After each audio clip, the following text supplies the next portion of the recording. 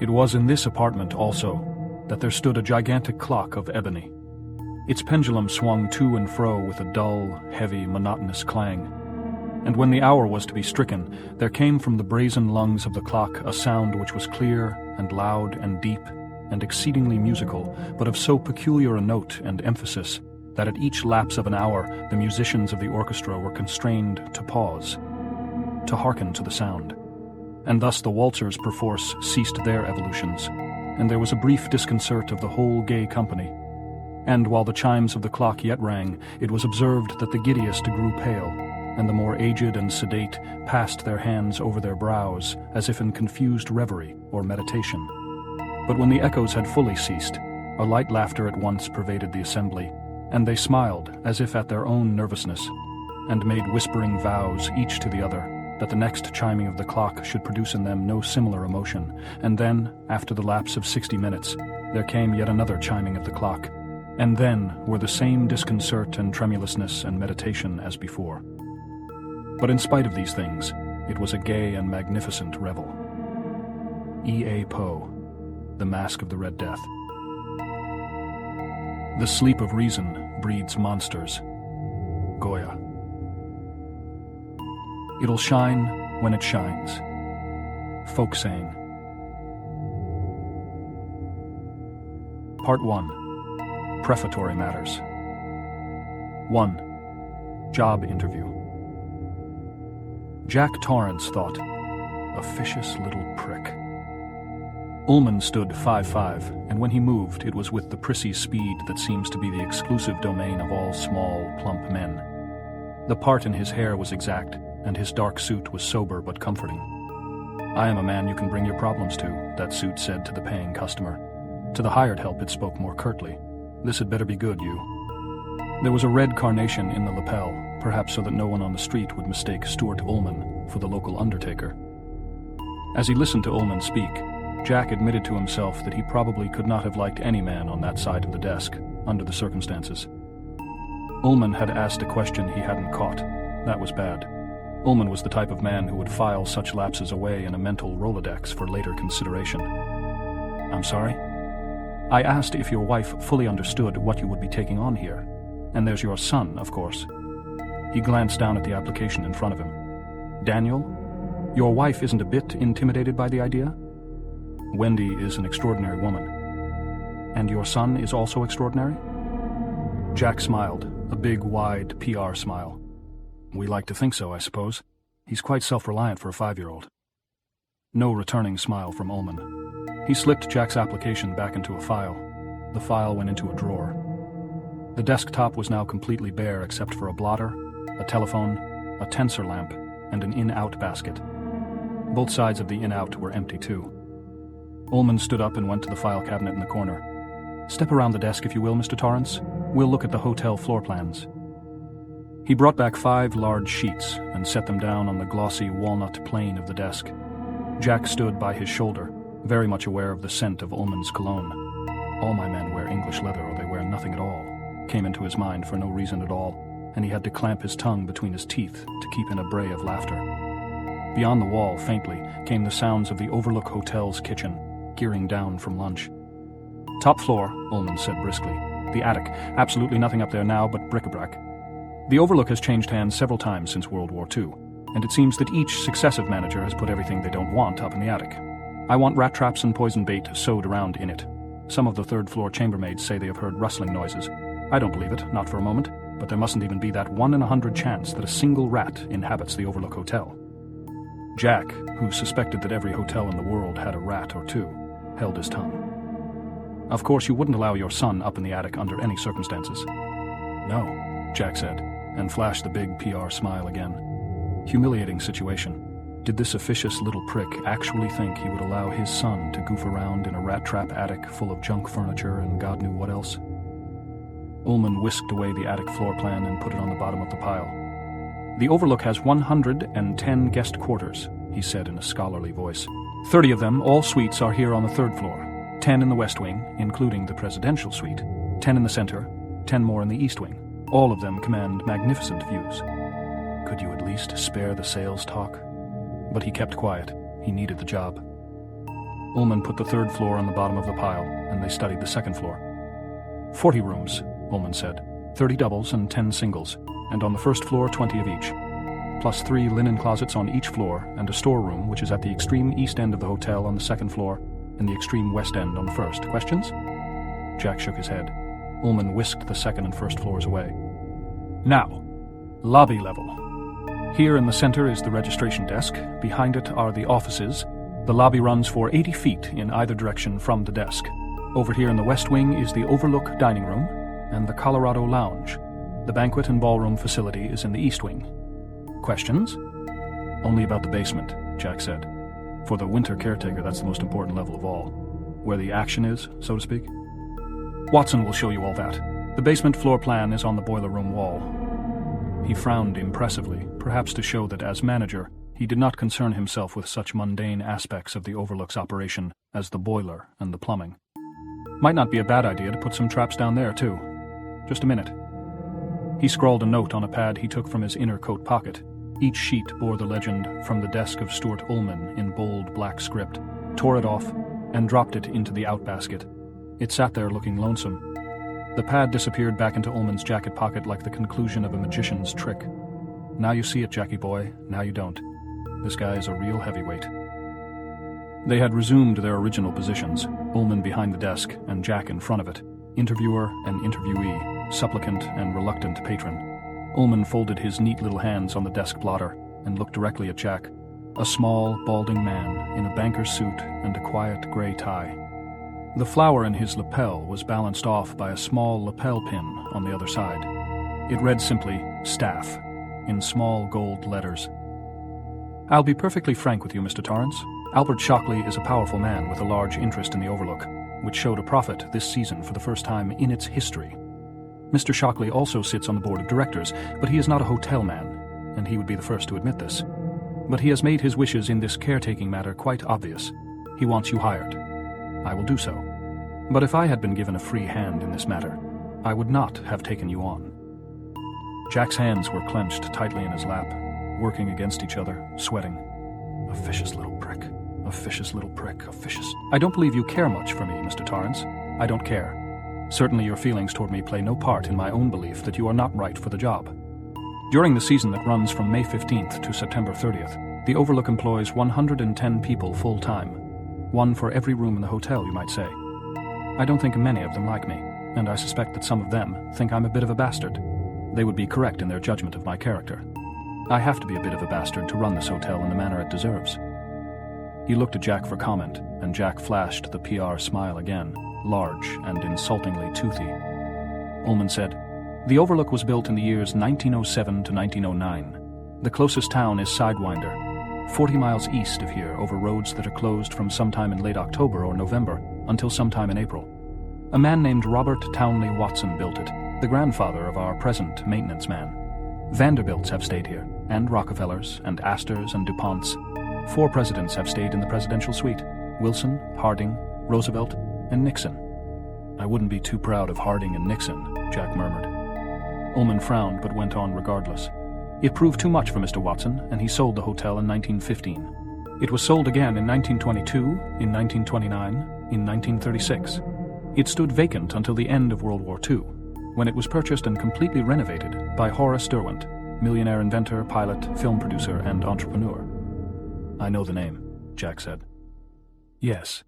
Everything he touched seemed to turn to gold, except the Overlook. He funneled over $1 million into it before the first post-war guest ever stepped through its doors, turning a decrepit relic into a showplace. It was Derwent who added the Roque court I saw you admiring when you arrived. Roque? A British forebear of our croquet, Mr. Torrance. Croquet is bastardized Roque. According to legend, Derwent learned the game from his social secretary and fell completely in love with it. Ours may be the finest Roque court in America. I wouldn't doubt it, Jack said gravely. A Roque court, a topiary full of hedge animals out front. What next? A life-sized Uncle Wiggily game behind the equipment shed? He was getting very tired of Mr. Stuart Ullman, but he could see that Ullman wasn't done. Ullman was going to have his say, every last word of it. When he had lost $3 million, Derwent sold it to a group of California investors. Their experience with the Overlook was equally bad, just not hotel people. In 1970, Mr. Shockley and a group of his associates bought the hotel and turned its management over to me. We have also run in the red for several years, but I'm happy to say that the trust of the present owners in me has never wavered. Last year we broke even, and this year the Overlook's accounts were written in black ink for the first time in almost 7 decades. Jack supposed that this fussy little man's pride was justified, and then his original dislike washed over him again in a wave. He said, "I see no connection between the Overlook's admittedly colorful history and your feeling that I'm wrong for the post, Mr. Ullman. One reason that the Overlook has lost so much money lies in the depreciation that occurs each winter. It shortens the profit margin a great deal more than you might believe, Mr. Torrance. The winters are fantastically cruel. In order to cope with the problem, I've installed a full-time winter caretaker to run the boiler and to heat different parts of the hotel on a daily rotating basis, to repair breakage as it occurs and to do repairs so the elements can't get a foothold, to be constantly alert to any and every contingency. During our first winter, I hired a family instead of a single man. There was a tragedy, a horrible tragedy." Ullman looked at Jack coolly and appraisingly. "I made a mistake. I admit it freely. The man was a drunk." Jack felt a slow, hot grin, the total antithesis of the toothy PR grin, stretch across his mouth. "Is that it? I'm surprised Al didn't tell you. I've retired." "Yes, Mr. Shockley told me you no longer drink. He also told me about your last job, your last position of trust, shall we say? You were teaching English in a Vermont prep school. You lost your temper. I don't believe I need to be any more specific than that. But I do happen to believe that Grady's case has a bearing, and that is why I've brought the matter of your previous history into the conversation. During the winter of 1970-71, after we had refurbished the Overlook, but before our first season, I hired this unfortunate named Delbert Grady. He moved into the quarters you and your wife and son will be sharing. He had a wife and 2 daughters. I had reservations, the main ones being the harshness of the winter season, and the fact that the Gradys would be cut off from the outside world for 5 to 6 months. But that's not really true, is it? There are telephones here, and probably a citizens band radio as well. And the Rocky Mountain National Park is within helicopter range, and surely a piece of ground that big must have a chopper or 2. "I wouldn't know about that," Ullman said. "The hotel does have a 2-way radio that Mr. Watson will show you, along with a list of the correct frequencies to broadcast on if you need help. The telephone lines between here and Sidewinder are still above ground, and they go down almost every winter at some point or other, and are apt to stay down for 3 weeks to a month and a half. There is a snowmobile in the equipment shed also." "Then the place really isn't cut off." Mr. Ullman looked pained. "Suppose your son or your wife tripped on the stairs and fractured his or her skull, Mr. Torrance. Would you think the place was cut off then?" Jack saw the point. A snowmobile running at top speed could get you down to Sidewinder in an hour and a half, maybe. A helicopter from the park's rescue service could get up here in 3 hours, under optimum conditions. In a blizzard, it would never even be able to lift off, and you couldn't hope to run a snowmobile at top speed, even if you dared take a seriously injured person out into temperatures that might be 25 below, or 45 below, if you added in the wind chill factor. "In the case of Grady," Ullman said, "I reasoned much as Mr. Shockley seems to have done in your case. Solitude can be damaging in itself. Better for the man to have his family with him. If there was trouble, I thought, the odds were very high that it would be something less urgent than a fractured skull, or an accident with one of the power tools, or some sort of convulsion. A serious case of the flu, pneumonia, a broken arm, even appendicitis, any of those things would have left enough time. I suspect that what happened came as a result of too much cheap whiskey, of which Grady had laid in a generous supply unbeknownst to me, and a curious condition which the old-timers call cabin fever. Do you know the term?"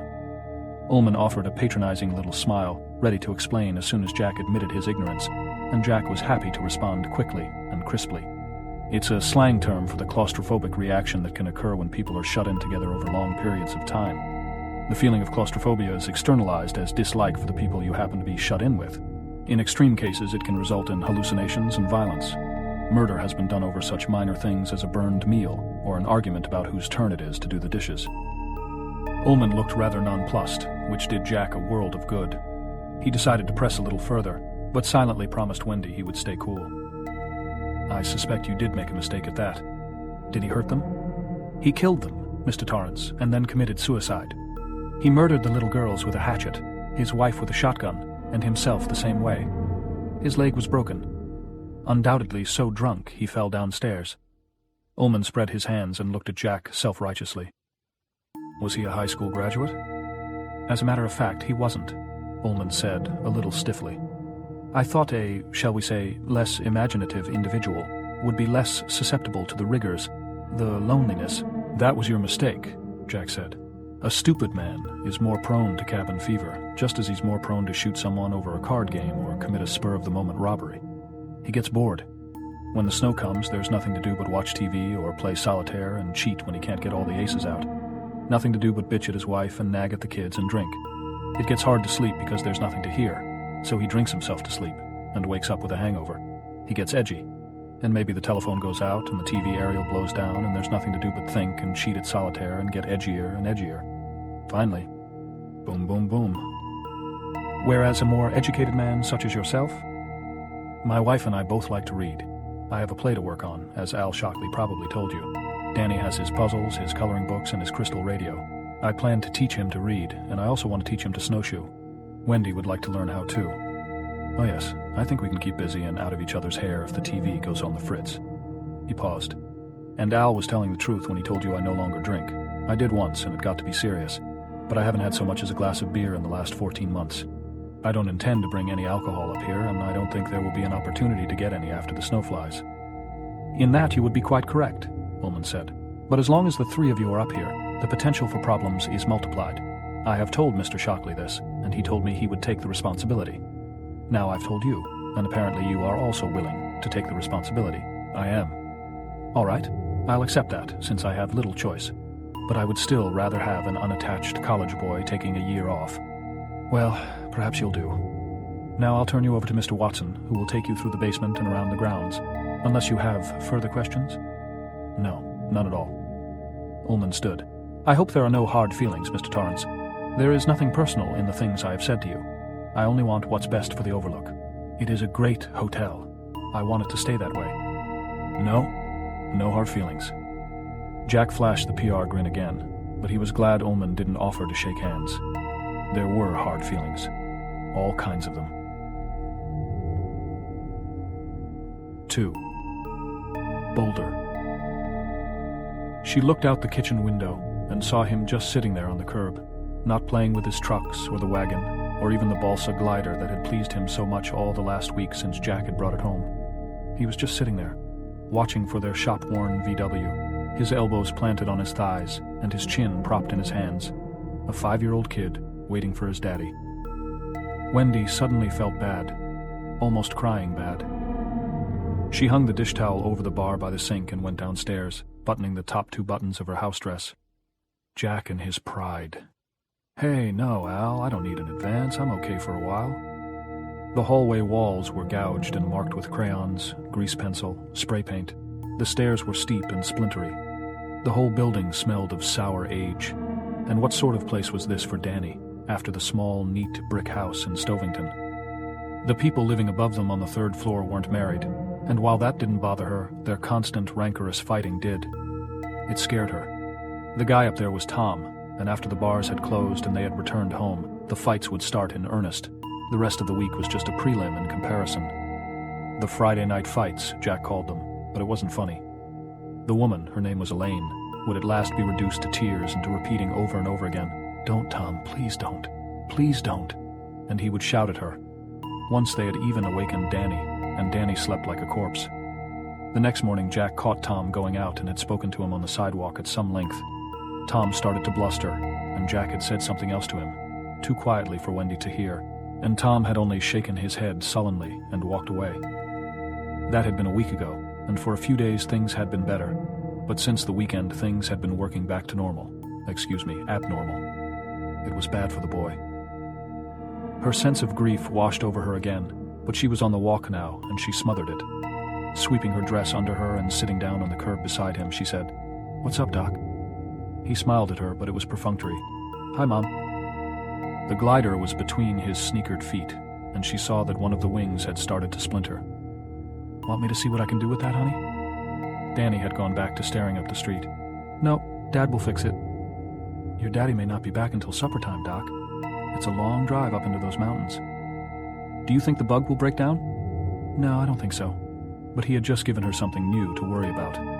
Thanks, Danny. I needed that. Dad said it might, Danny said in a matter-of-fact, almost bored manner. He said the fuel pump was all shot to shit. Don't say that, Danny. Fuel pump? He asked her with honest surprise. She sighed. No, all shot to shit. Don't say that. Why? It's vulgar. What's vulgar, Mom? Like when you pick your nose at the table, or pee with the bathroom door open, or saying things like all shot to shit. Shit is a vulgar word. Nice people don't say it. Dad says it. When he was looking at the bug motor, he said, Christ, this fuel pump's all shot to shit. Isn't Dad nice? How do you get into these things, Winifred? Do you practice? He's nice, but he's also a grown-up, and he's very careful not to say things like that in front of people who wouldn't understand. You mean like Uncle Al? Yes, that's right. Can I say it when I'm grown up? I suppose you will, whether I like it or not. How old? How does 20 sound, Doc? That's a long time to have to wait.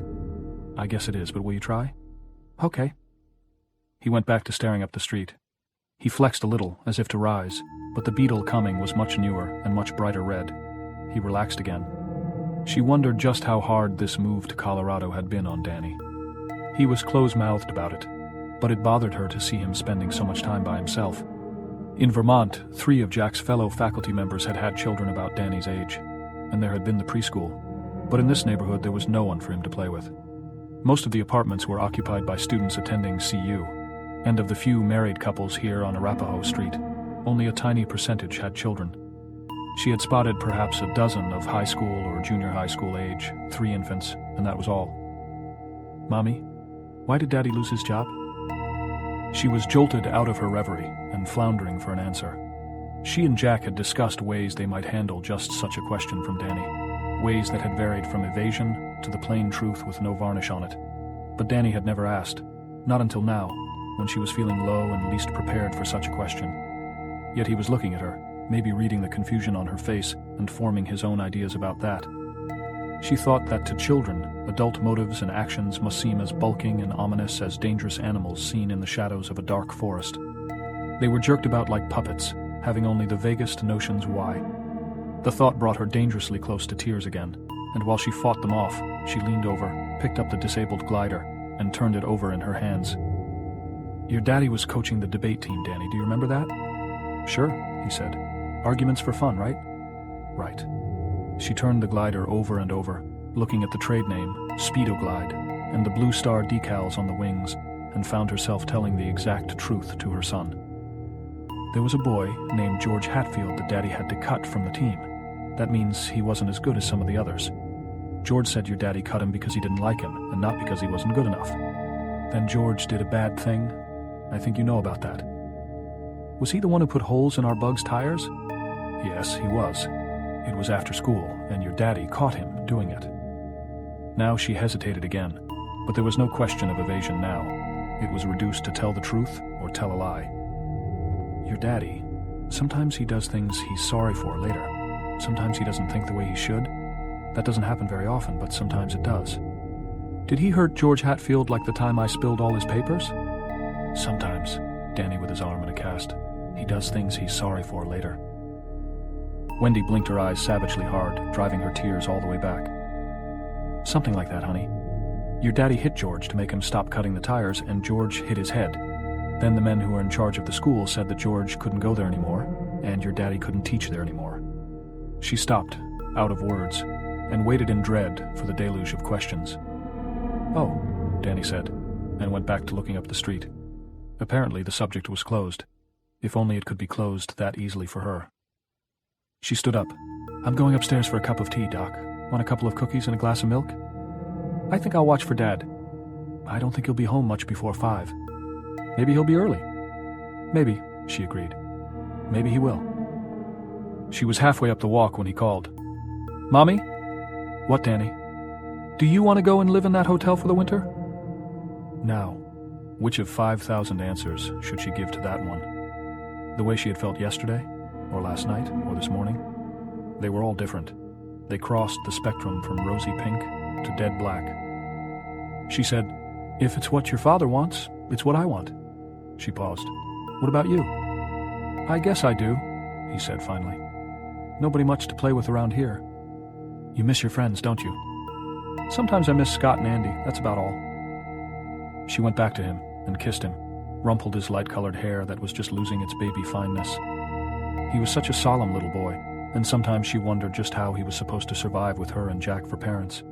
The high hopes they had begun with came down to this unpleasant apartment building in a city they didn't know.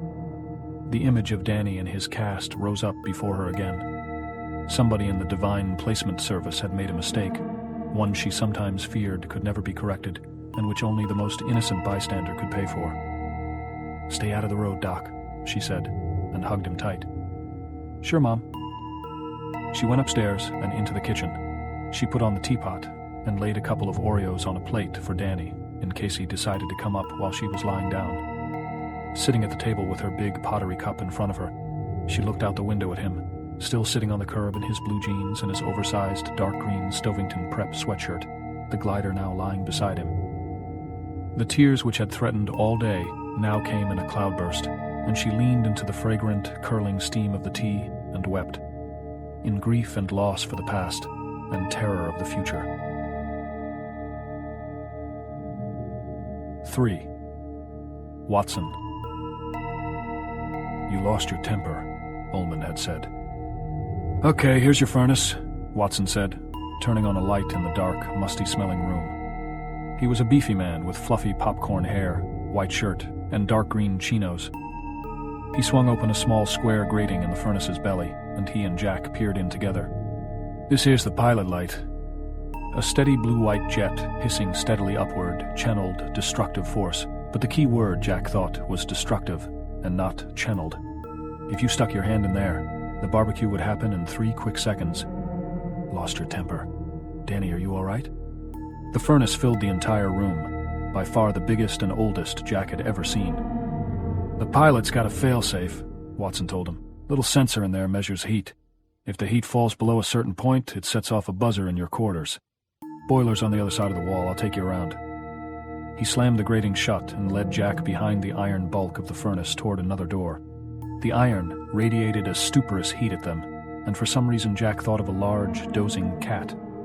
Watson jingled his keys and whistled. "Lost your..." When he went back into his study and saw Danny standing there, wearing nothing but his training pants and a grin, a slow red cloud of rage had eclipsed Jack's reason. It had seemed slow subjectively, inside his head, but it must have all happened in less than a minute. It only seemed slow the way some dreams seem slow, the bad ones. Every door and drawer in his study seemed to have been ransacked in the time he had been gone. Closet, cupboards, the sliding bookcase, every desk drawer yanked out to the stop. His manuscript, the 3-act play he had been slowly developing from a novelette he had written 7 years ago as an undergraduate, was scattered all over the floor. He had been drinking a beer and doing the Act 2 corrections when Wendy said the phone was for him, and Danny had poured the can of beer all over the pages, probably to see it foam. See it foam. See it foam. The words played over and over in his mind, like a single sick chord on an out-of-tune piano, completing the circuit of his rage. He stepped deliberately toward his 3-year-old son, who was looking up at him with that pleased grin, his pleasure at the job of work so successfully and recently completed in Daddy's study. Danny began to say something, and that was when he had grabbed Danny's hand and bent it to make him drop the typewriter eraser and the mechanical pencil he was clenching in it. Danny had cried out a little. No, tell the truth, he screamed. It was all hard to remember through the fog of anger, the sick, single thump of that one Spike Jones chord. Wendy somewhere, asking what was wrong, her voice faint, damped by the inner mist.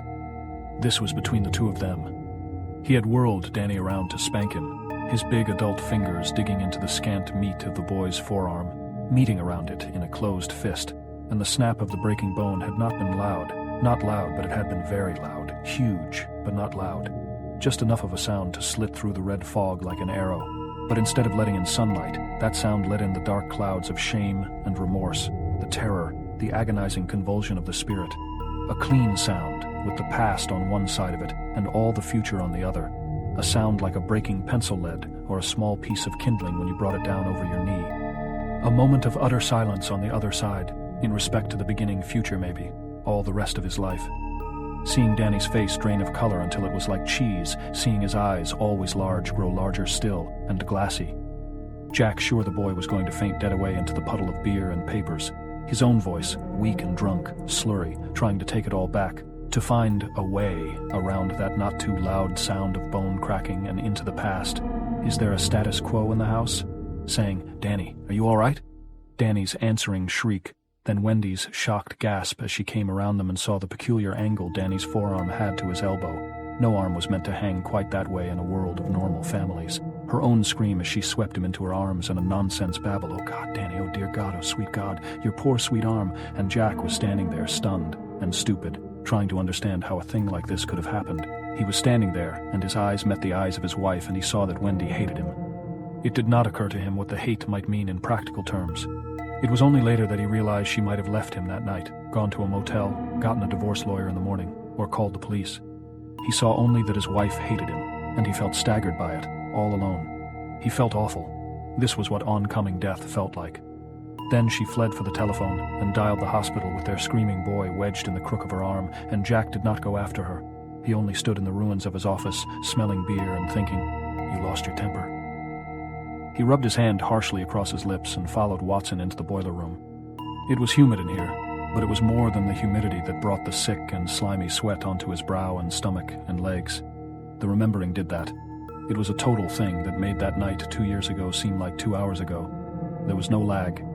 It brought the shame and revulsion back, the sense of having no worth at all, and that feeling always made him want to have a drink. And the wanting of a drink brought still blacker despair. Would he ever have an hour, not a week or even a day, mind you, but just one waking hour when the craving for a drink wouldn't surprise him like this? "The boiler," Watson announced. He pulled a red and blue bandana from his back pocket, blew his nose with a decisive honk, and thrust it back out of sight after a short peek into it to see if he had gotten anything interesting. The boiler stood on 4 cement blocks, a long and cylindrical metal tank, copper-jacketed and often patched. It squatted beneath a confusion of pipes and ducts, which zigzagged upward into the high, cobweb-festooned basement ceiling.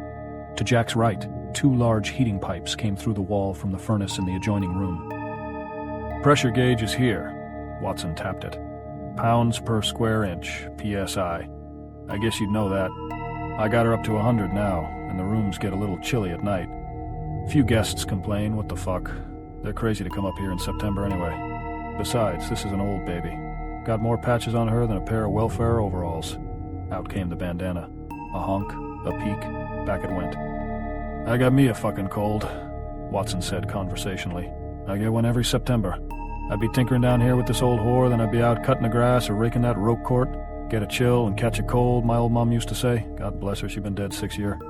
That cancer got her. Once the cancer gets you, you might as well make your will. You'll want to keep your press up to no more than 50, maybe 60.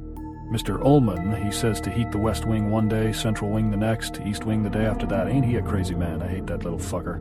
Yap, yap, yap, all the livelong days, just like one of those little dogs that bite you on the ankle, then run around and pee all over the rug. If brains was black powder, he couldn't blow his own nose. It's a pity the things you see when you ain't got a gun. Look here. You open and close these ducts by pulling these rings. I got 'em all marked for you. The blue tags all go to the rooms in the east wing. Red tags is the middle, yellow is the west wing. When you go to heat the west wing, you gotta remember that's the side of the hotel that really catches the weather. When it whoops, those rooms get as cold as a frigid woman with an ice cube up her works. You can run your press all the way to 80 on west wing days. I would, anyway. The thermostat's upstairs? Jack began. Watson shook his head vehemently, making his fluffy hair bounce on his skull. They ain't hooked up. They're just there for show. Some of these people from California, they don't think things is right unless they got it hot enough to grow a palm tree in their fucking bedroom. All the heat comes from down here. Gotta watch the press, though. See her creep? He tapped the main dial, which had crept from 100 pounds per square inch to 102, as Watson soliloquized. Jack felt a sudden shiver cross his back in a hurry and thought, the goose just walked over my grave. Then Watson gave the pressure wheel a spin and dumped the boiler off. There was a great hissing, and the needle dropped back to 91. Watson twisted the valve shut, and the hissing died reluctantly. She creeps, Watson said.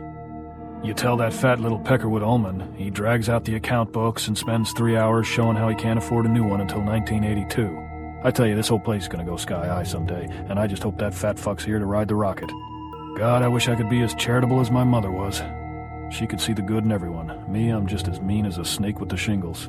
What the fuck, a man can't help his nature. Now you gotta remember to come down here twice a day and once at night before you rack in. You gotta check the press. If you forget, it'll just creep, and like as not, you and your family will wake up on the fucking moon. You just dump her off a little and you'll have no trouble. What's top end?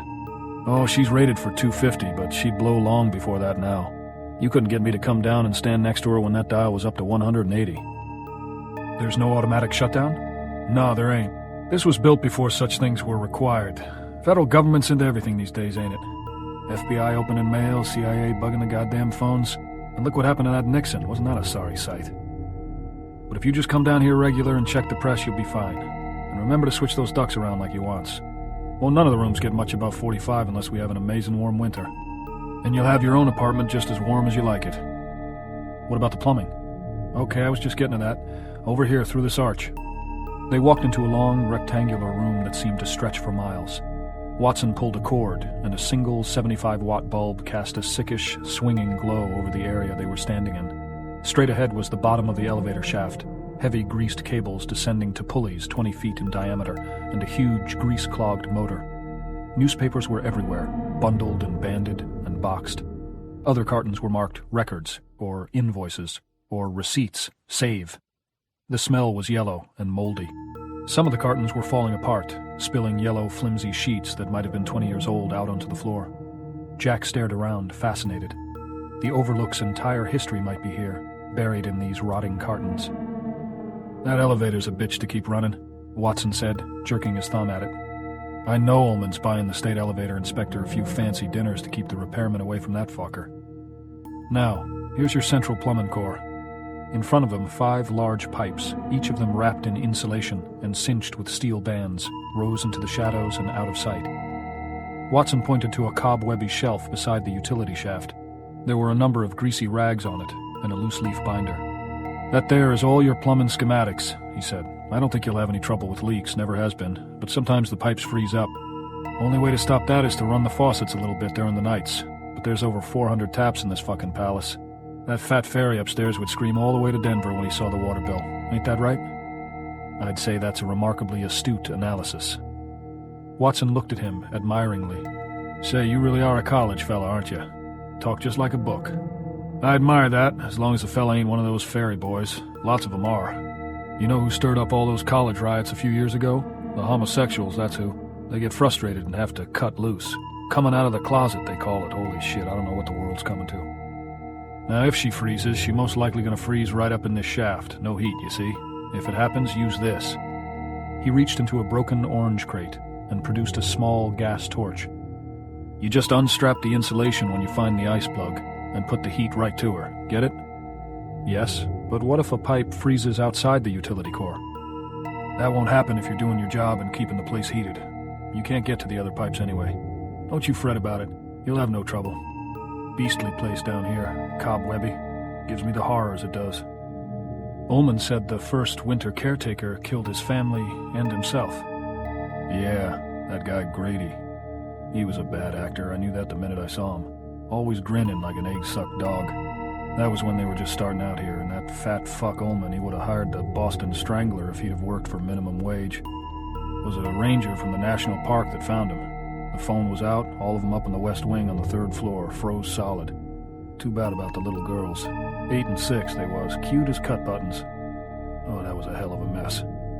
That Ullman, he manages some honky-tonky resort place down in Florida in the off-season. He caught a plane up to Denver and hired a sleigh to take him up here from Sidewinder because the roads were closed. A sleigh, can you believe that? He about split a gut trying to keep it out of the papers. Did pretty well, I gotta give him that. There was an item in the Denver Post, and of course the obituary in that pissant little rag they have down in Estes Park. That was just about all. Pretty good considering the reputation this place has got. I expected some reporter would dig it all up again, and just sort of put Grady in it as an excuse to rake over the scandals. What scandals? Watson shrugged. Any big hotels have got scandals, he said. Just like every big hotel has got a ghost. Why? Hell, people come and go.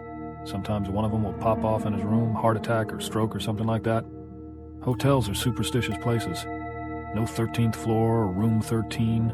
No mirrors on the back of the door you come in through, stuff like that. Why, we lost a lady just this last July. Ullman had to take care of that, and you can bet your ass he did.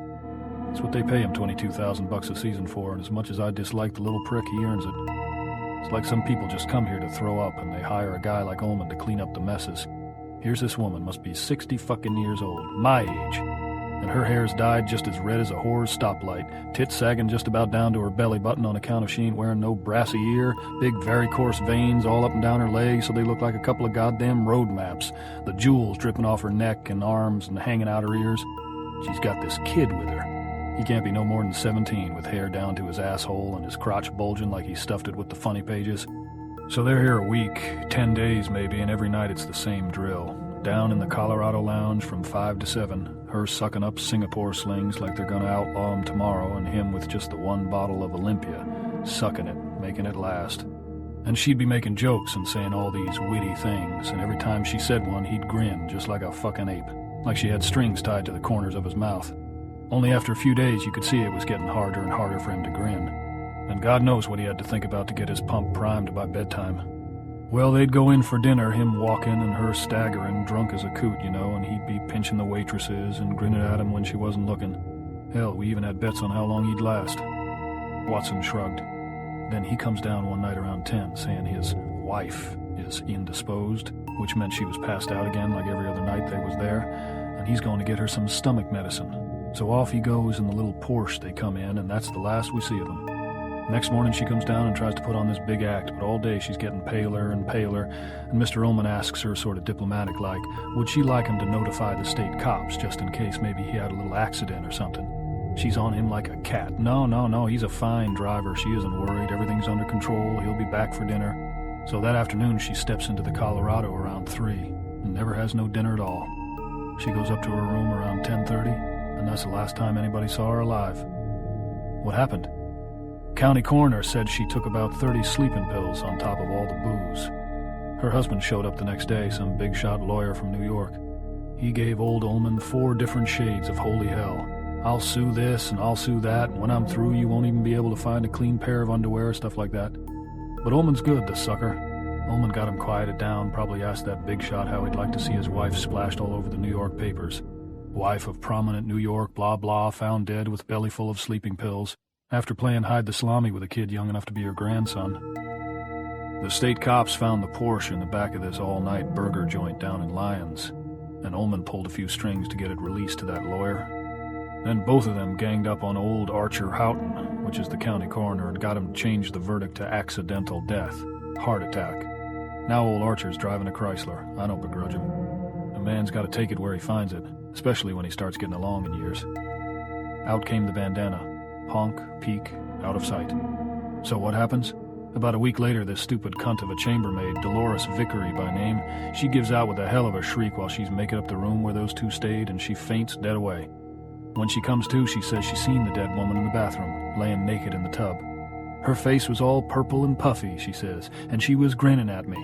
So Ullman gave her 2 weeks' worth of walking papers and told her to get lost. I figure there's maybe 40-50 people died in this hotel since my grandfather opened it for business in 1910. He looked shrewdly at Jack. You know how most of them go? Heart attack or stroke while they're banging the lady they're with. That's what these resorts get a lot of, old types that want one last fling. They come up here to the mountains to pretend they're 20 again. Sometimes something gives, and not all the guys who ran this place was as good as Ullman is at keeping it out of the papers. So the Overlook's got a reputation, yeah. I'll bet the fucking Biltmore in New York City has got a reputation if you ask the right people. But no ghosts? Mr. Torrance, I've worked here all my life. I played here when I was a kid no older than your boy in that wallet snapshot you showed me. I never seen a ghost yet. You want to come out back with me? I'll show you the equipment shed. Fine. As Watson reached up to turn off the light, Jack said, There sure are a lot of papers down here. Oh, you're not kidding. Seems like they go back 1,000 years. Newspapers and old invoices and bills of lading and Christ knows what else. My dad used to keep up with them pretty good when we had the old wood-burning furnace, but now they've got all out of hand. Some year I gotta get a boy to haul them down to Sidewinder and burn them. If Ullman will stand the expense. I guess he will if I holler rat loud enough. Then there are rats? Yeah, I guess there's some. I got the traps and the poison Mr. Ullman wants you to use up in the attic and down here. You keep a good eye on your boy, Mr. Torrance. You wouldn't want nothing to happen to him. No, I sure wouldn't. Coming from Watson, the advice didn't sting. They went to the stairs and paused there for a moment while Watson blew his nose again. "You'll find all the tools you need out there, and some you don't, I guess. And there's the shingles. Did Ullman tell you about that?" "Yes, he wants part of the west roof reshingled." "He'll get all the for free out of you that he can, the fat little prick, and then whine around in the spring about how you didn't do the job half right. I told him once right to his face, I said." Watson's words faded away to a comforting drone as they mounted the stairs. Jack Torrance looked back over his shoulder once into the impenetrable, musty-smelling darkness and thought that if there was ever a place that should have ghosts, this was it. He thought of Grady, locked in by the soft, implacable snow, going quietly berserk and committing his atrocity. Did they scream, he wondered. Poor Grady, feeling it close in on him more every day, and knowing at last that for him, spring would never come. He shouldn't have been here, and he shouldn't have lost his temper.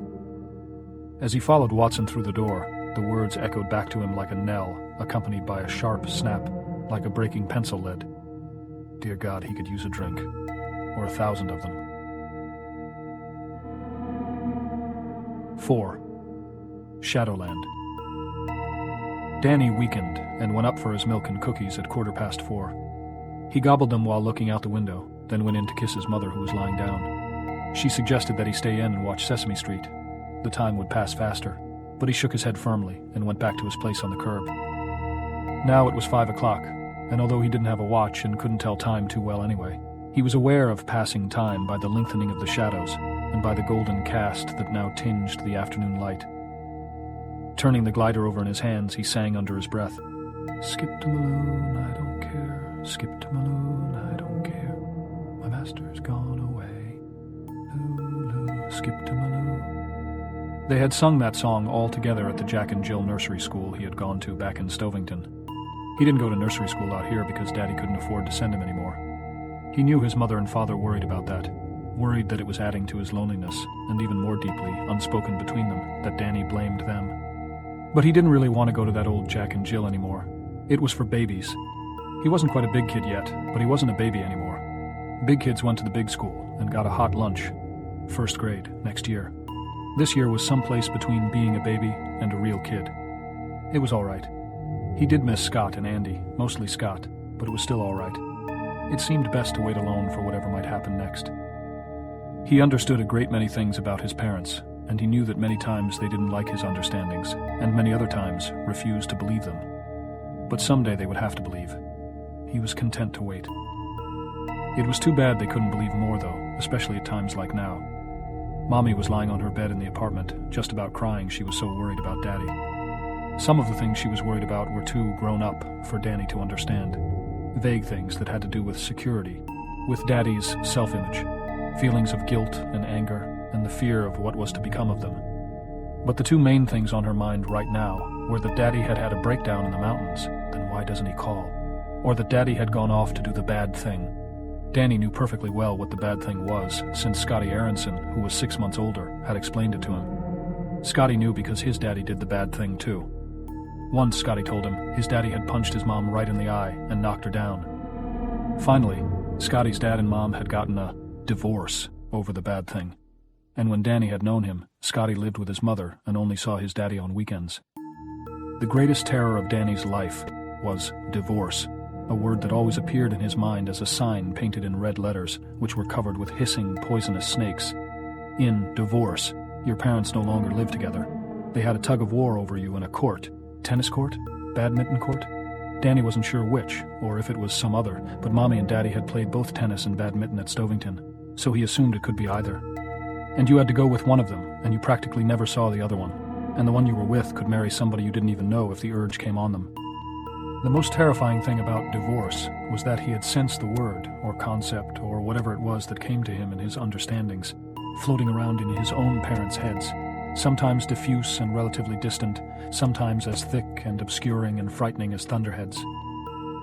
It had been that way after Daddy punished him for messing the papers up in his study, and the doctor had to put his arm in a cast. That memory was already faded, but the memory of the divorce thoughts was clear and terrifying. It had mostly been around his mommy that time, and he had been in constant terror that she would pluck the word from her brain and drag it out of her mouth, making it real. Divorce. It was a constant undercurrent in their thoughts, one of the few he could always pick up, like the beat of simple music.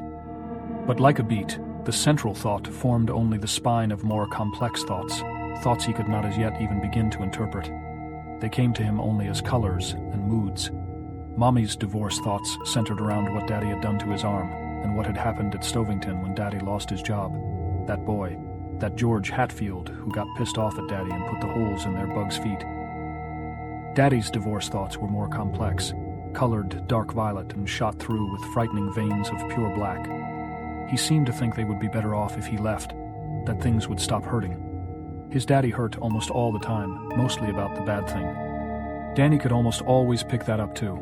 Daddy's constant craving to go into a dark place and watch a color TV and eat peanuts out of a bowl and do the bad thing until his brain would be quiet and leave him alone. But this afternoon his mother had no need to worry, and he wished he could go to her and tell her that. The bug had not broken down. Daddy was not off somewhere doing the bad thing. He was almost home now, putt-putting along the highway between Lyons and Boulder. For the moment, his daddy wasn't even thinking about the bad thing. He was thinking about... Danny looked furtively behind him at the kitchen window. Sometimes thinking very hard made something happen to him. It made things, real things, go away. And then he saw things that weren't there. Once, not long after they put the cast on his arm, this had happened at the supper table.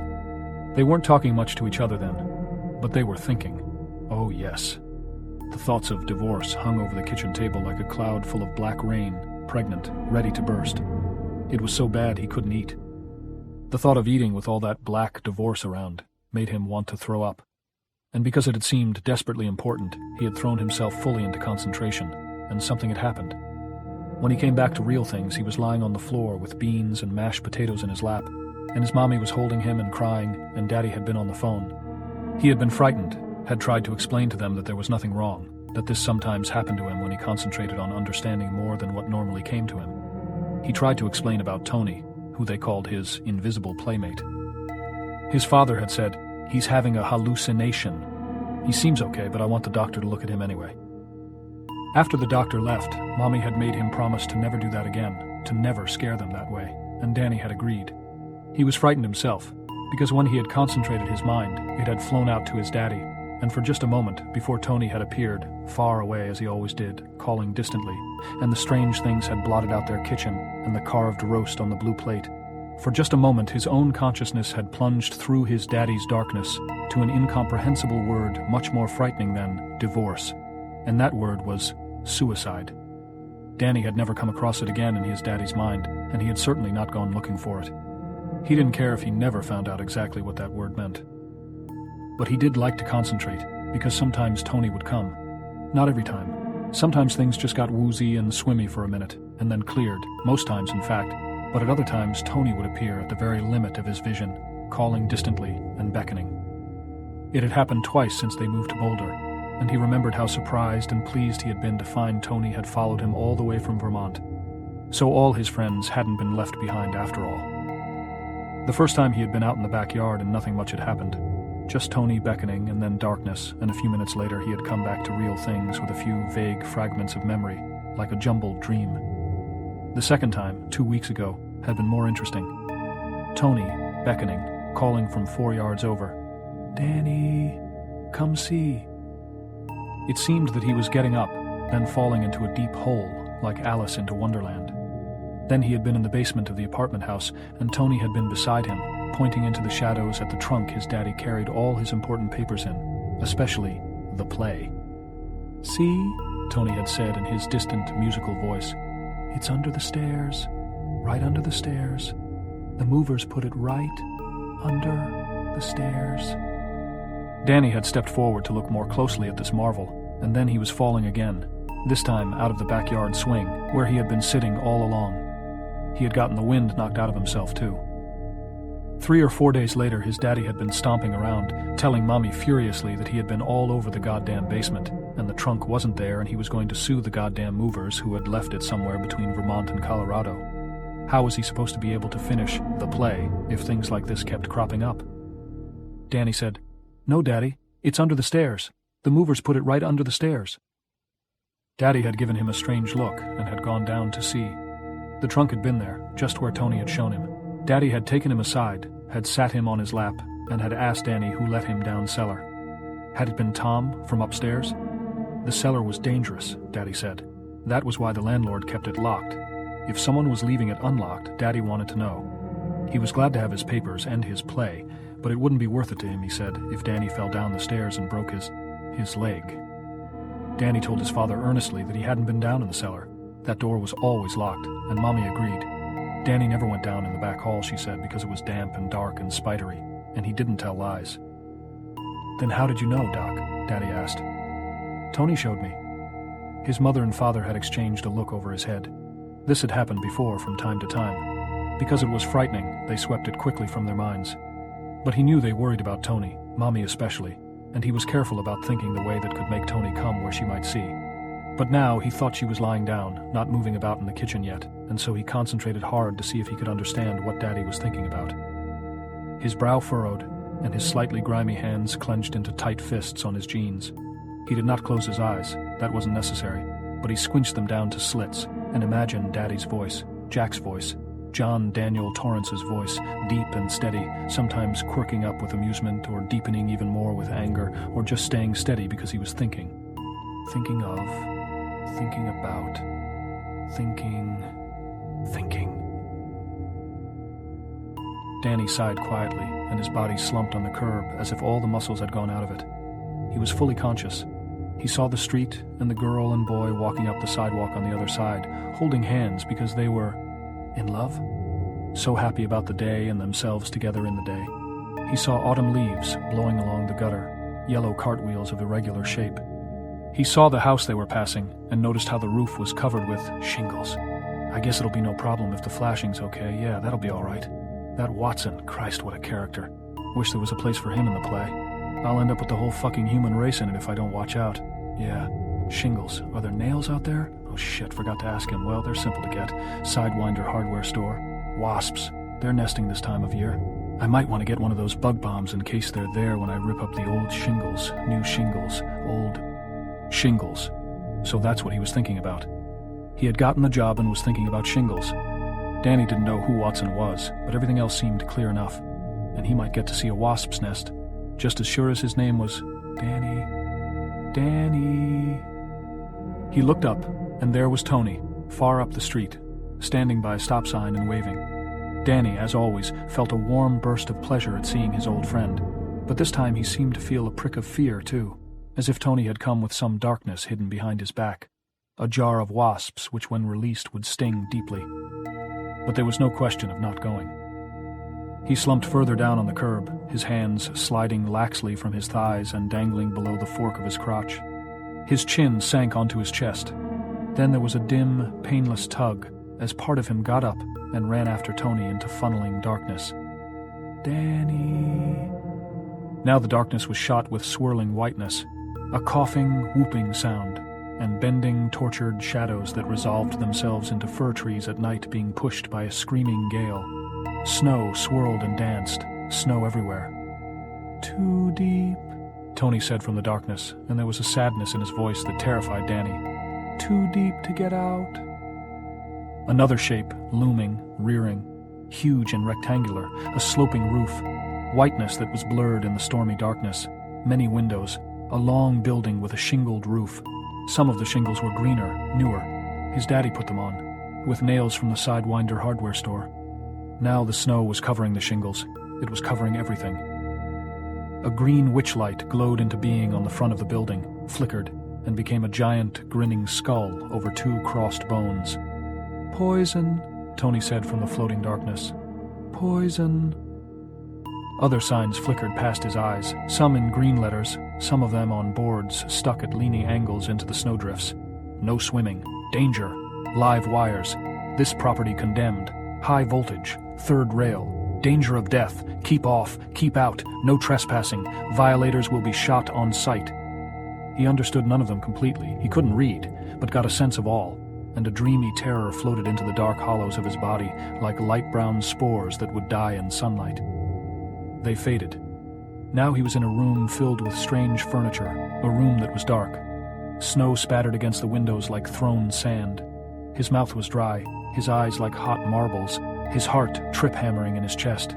Outside there was a hollow, booming noise like a dreadful door being thrown wide. Footfalls.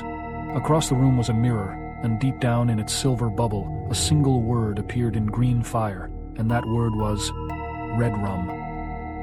The room faded. Another room. He would know, this one. An overturned chair, a broken window with snow swirling in. Already it had frosted the edge of the rug. The drapes had been pulled free and hung on their broken rod at an angle. A low cabinet lying on his face. More hollow booming noises, steady, rhythmic, horrible. Smashing glass, approaching destruction.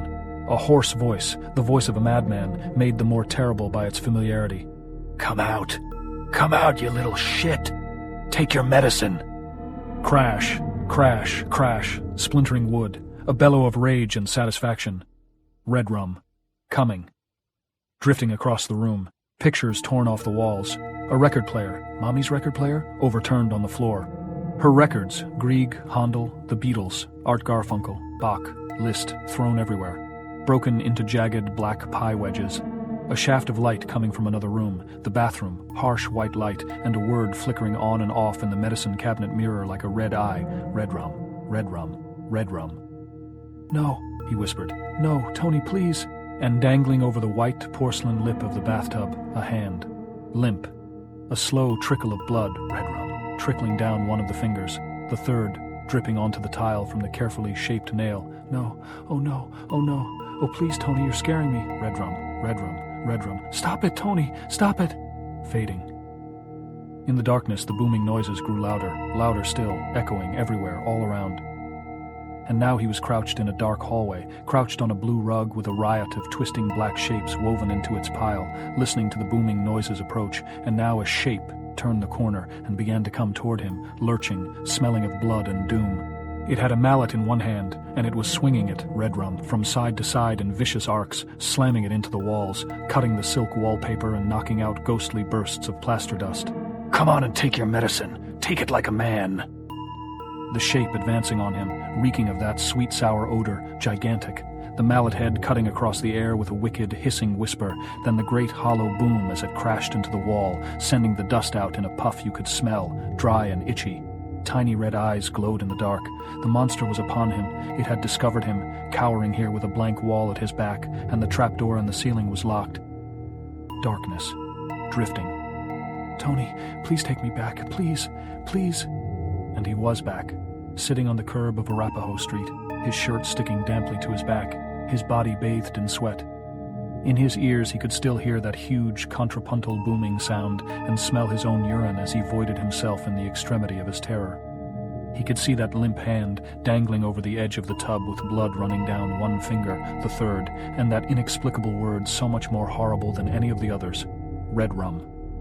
And now, sunshine. Real things.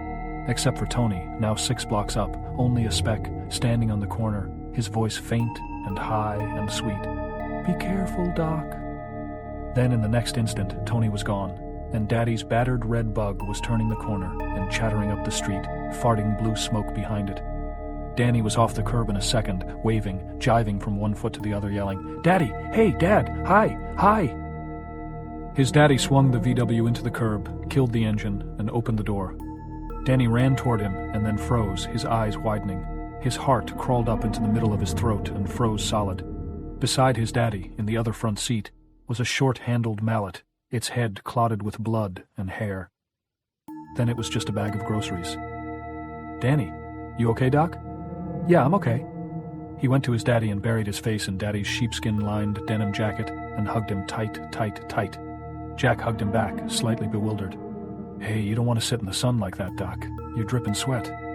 "I guess I fell asleep a little. I love you, Daddy. I've been waiting." "I love you too, Dan.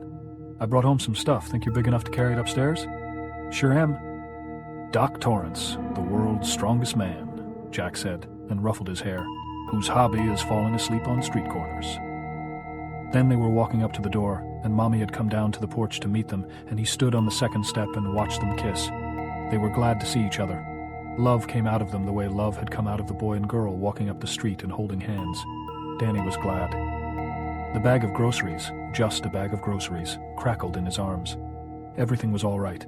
Daddy was home. Mommy was loving him. There were no bad things. And not everything Tony showed him always happened. But fear had settled around his heart. deep and dreadful, around his heart and around that indecipherable word he had seen in his spirit's mirror. 5. Phone booth. Jack parked the VW in front of the Rexall in the Table Mesa shopping center and let the engine die. He wondered again if he shouldn't go ahead and get the fuel pump replaced, and told himself again that they couldn't afford it.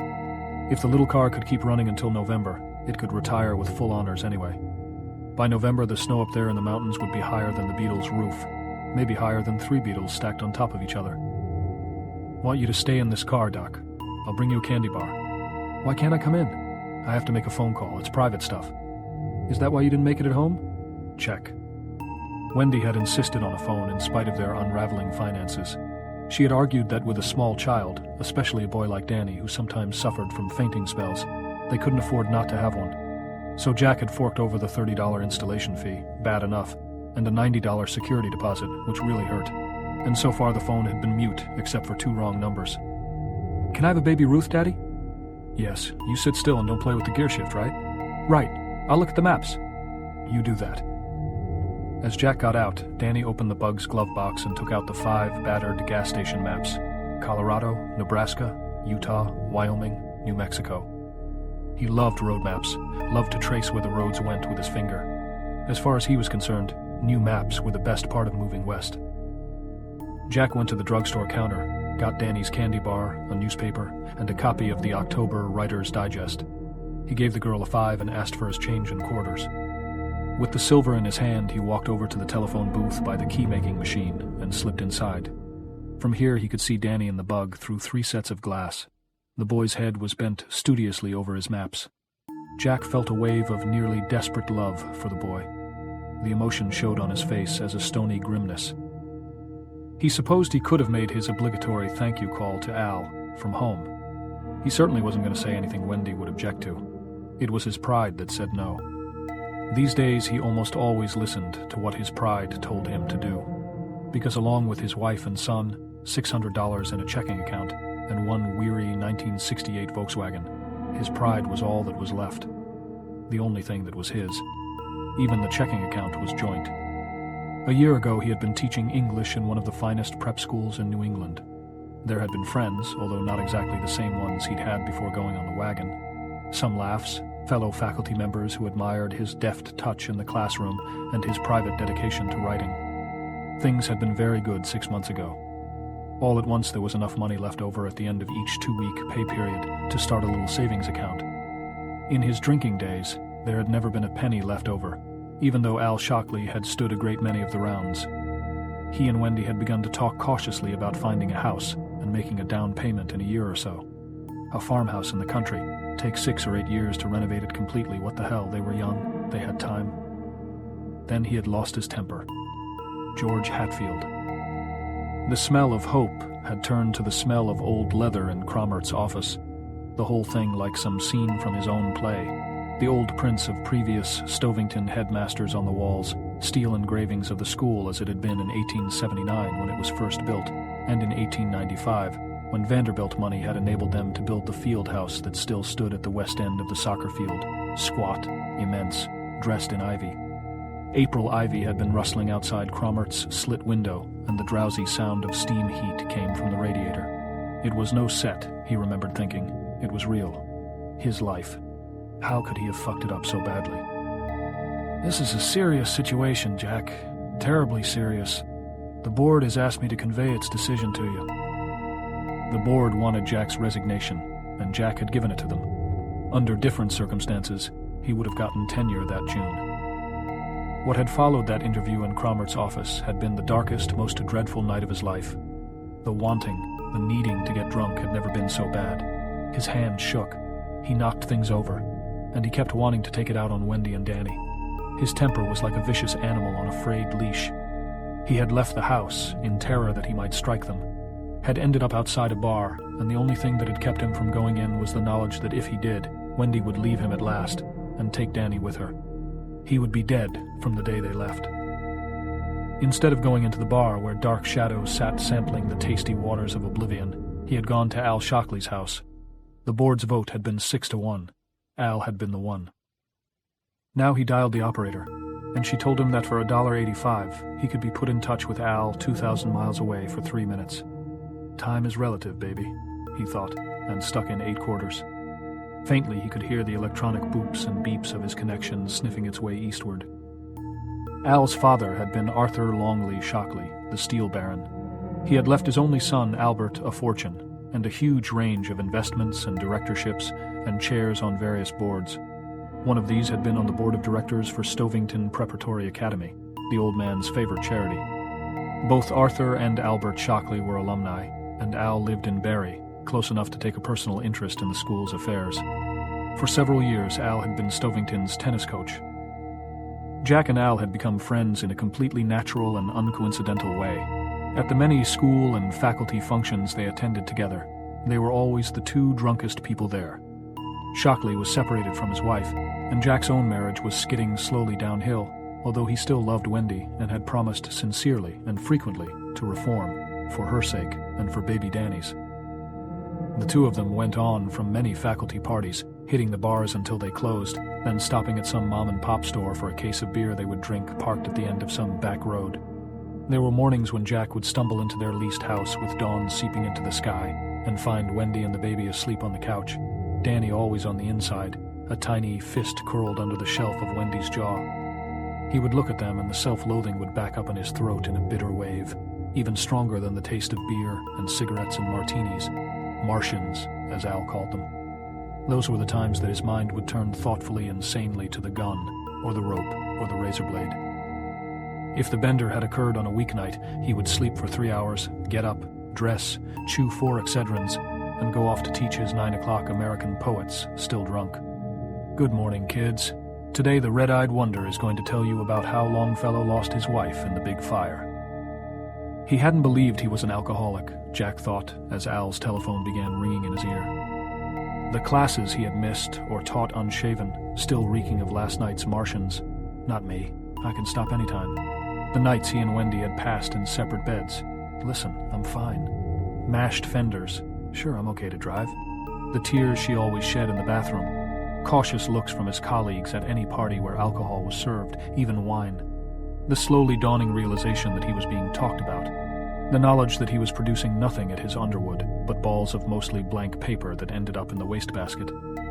He had been something of a catch for Stovington, a slowly blooming American writer perhaps, and certainly a man well qualified to teach that great mystery, creative writing. He had published 24 short stories. He was working on a play, and thought there might be a novel incubating in some mental back room. But now he was not producing, and his teaching had become erratic. It had finally ended one night less than a month after Jack had broken his son's arm. That, it seemed to him, had ended his marriage. All that remained was for Wendy to gather her will. If her mother hadn't been such a grade-A bitch, he knew, Wendy would have taken a bus back to New Hampshire as soon as Danny had been okay to travel. It was over. It had been a little past midnight. Jack and Al were coming into Barry on US 31, Al behind the wheel of his Jag, shifting fancily on the curves, sometimes crossing the double yellow line. They were both very drunk. The Martians had landed that night in force. They came around the last curve before the bridge at 70, and there was a kid's bike in the road, and then the sharp, hurt squealing as rubber shredded from the Jag's tires, and Jack remembered seeing Al's face looming over the steering wheel like a round, white moon. Then the jingling, crashing sound as they hit the bike at 40, and it had flown up like a bent and twisted bird, the handlebars striking the windshield, and then it was in the air again, leaving the starred safety glass in front of Jack's bulging eyes. A moment later he heard the final dreadful smash as it landed on the road behind them. Something thumped underneath them as the tires passed over it. The Jag drifted around broadside, Al still jockeying the wheel, and from far away Jack heard himself saying, "Jesus, Al! We ran him down, I felt it." In his ear, the phone kept ringing. "Come on, Al, be home. Let me get this over with." Al had brought the car to a smoking halt, not more than 3 feet from a bridge stanchion. 2 of the Jag's tires were flat. They had left zigzagging loops of burned rubber for 130 feet. They looked at each other for a moment, and then ran back in the cold darkness. The bike was completely ruined. One wheel was gone, and looking back over his shoulder, Al had seen it lying in the middle of the road, half a dozen spokes sticking up like piano wire. Al had said hesitantly, "I think that's what we ran over, Jackie boy." Then where's the kid? Did you see a kid? Jack frowned. It had all happened with such crazy speed. Coming around the corner, the bike looming in the Jag's headlights, Al yelling something, then the collision and the long skid. They moved the bike to one shoulder of the road. Al went back to the Jag and put on its four-way flashers. For the next 2 hours, they searched the sides of the road, using a powerful 4-cell flashlight. Nothing. Although it was late, several cars passed the beached Jaguar and the two men with the bobbing flashlight. None of them stopped. Jack thought later that some queer providence, bent on giving them both a last chance, had kept the cops away, had kept any of the passers-by from calling them. At 2:15, they returned to the Jag, sober but queasy. If there was nobody riding it, what was it doing in the middle of the road? Al demanded. It wasn't parked on the side, it was right in the fucking middle. Jack could only shake his head. Your party does not answer, the operator said. Would you like me to keep on trying? A couple more rings, operator. Do you mind? No, sir, the voice said dutifully. Come on, Al. Al had hiked across the bridge to the nearest payphone, called a bachelor friend and told him it would be worth $50 if the friend would get the Jag's snow tires out of the garage and bring them down to the Highway 31 bridge outside of Barrie. The friend showed up 20 minutes later, wearing a pair of jeans and his pajama top. He surveyed the scene. Kill anybody? He asked. Al was already jacking up the back of the car, and Jack was loosening lug nuts. Providentially, no one, Al said. I think I'll just head on back anyway. Pay me in the morning. Fine, Al said without looking up. The two of them had gotten the tires on without incident, and together they drove back to Al Shockley's house. Al put the Jag in the garage and killed the motor. In the dark quiet, he said, I'm off drinking, Jackie boy. It's all over. I've slain my last Martian. And now, sweating in this phone booth, it occurred to Jack that he had never doubted Al's ability to carry through. He had driven back to his own house in the VW, with the radio turned up, and some disco group chanted over and over again, talismanic in the house before dawn. Do it anyway. You want to do it. Do it any way you want. No matter how loud, he heard the squealing tires, the crash. When he blinked his eyes shut, he saw that single crushed wheel with its broken spokes pointing at the sky. When he got in, Wendy was asleep on the couch. He looked in Danny's room, and Danny was in his crib on his back, sleeping deeply, his arms still buried in the cast. In the softly filtered glow from the streetlight outside, he could see the dark lines on its plastered whiteness where all the doctors and nurses and pediatrics had signed it. It was an accident. He fell down the stairs. Oh, you dirty liar. It was an accident. I lost my temper. You fucking drunken waste. God wiped snot out of his nose, and that was you. Listen, hey, come on, please, just an accident. But the last plea was driven away by the image of that bobbing flashlight as they hunted through the dry late November weeds, looking for the sprawled body that by all good rights should have been there, waiting for the police. It didn't matter that Al had been driving. There had been other nights when he had been driving. He pulled the covers up over Danny, went into their bedroom, and took the Spanish Llama 38 down from the top shelf of the closet. It was in a shoebox. He sat on the bed with it for nearly an hour, looking at it, fascinated by its deadly shine. It was dawn when he put it back in the box and put the box back in the closet. That morning he had called Bruckner, the department head, and told him to please post his classes. He had the flu. Bruckner agreed, with less good grace than was common. Jack Torrance had been extremely susceptible to the flu in the last year. Wendy made him scrambled eggs and coffee. They ate in silence. The only sound came from the backyard, where Danny was gleefully running his trucks across the sand pile with his good hand. She went to do the dishes. Her back to him, she said, Jack, I've been thinking. Have you? He lit a cigarette with trembling hands. No hangover this morning, oddly enough. Only the shakes. He blinked. In the instant's darkness, the bike flew up against the windshield, starring the glass. The tires shrieked. The flashlight bobbed. I want to talk to you about what's best for me and Danny. For you too, maybe. I don't know. We should have talked about it before, I guess. Would you do something for me? He asked, looking at the wavering tip of his cigarette. Would you do me a favor? What? Her voice was dull and neutral. He looked at her back. Let's talk about it a week from today, if you still want to. Now she turned to him, her hands lacy with suds, her pretty face pale and disillusioned.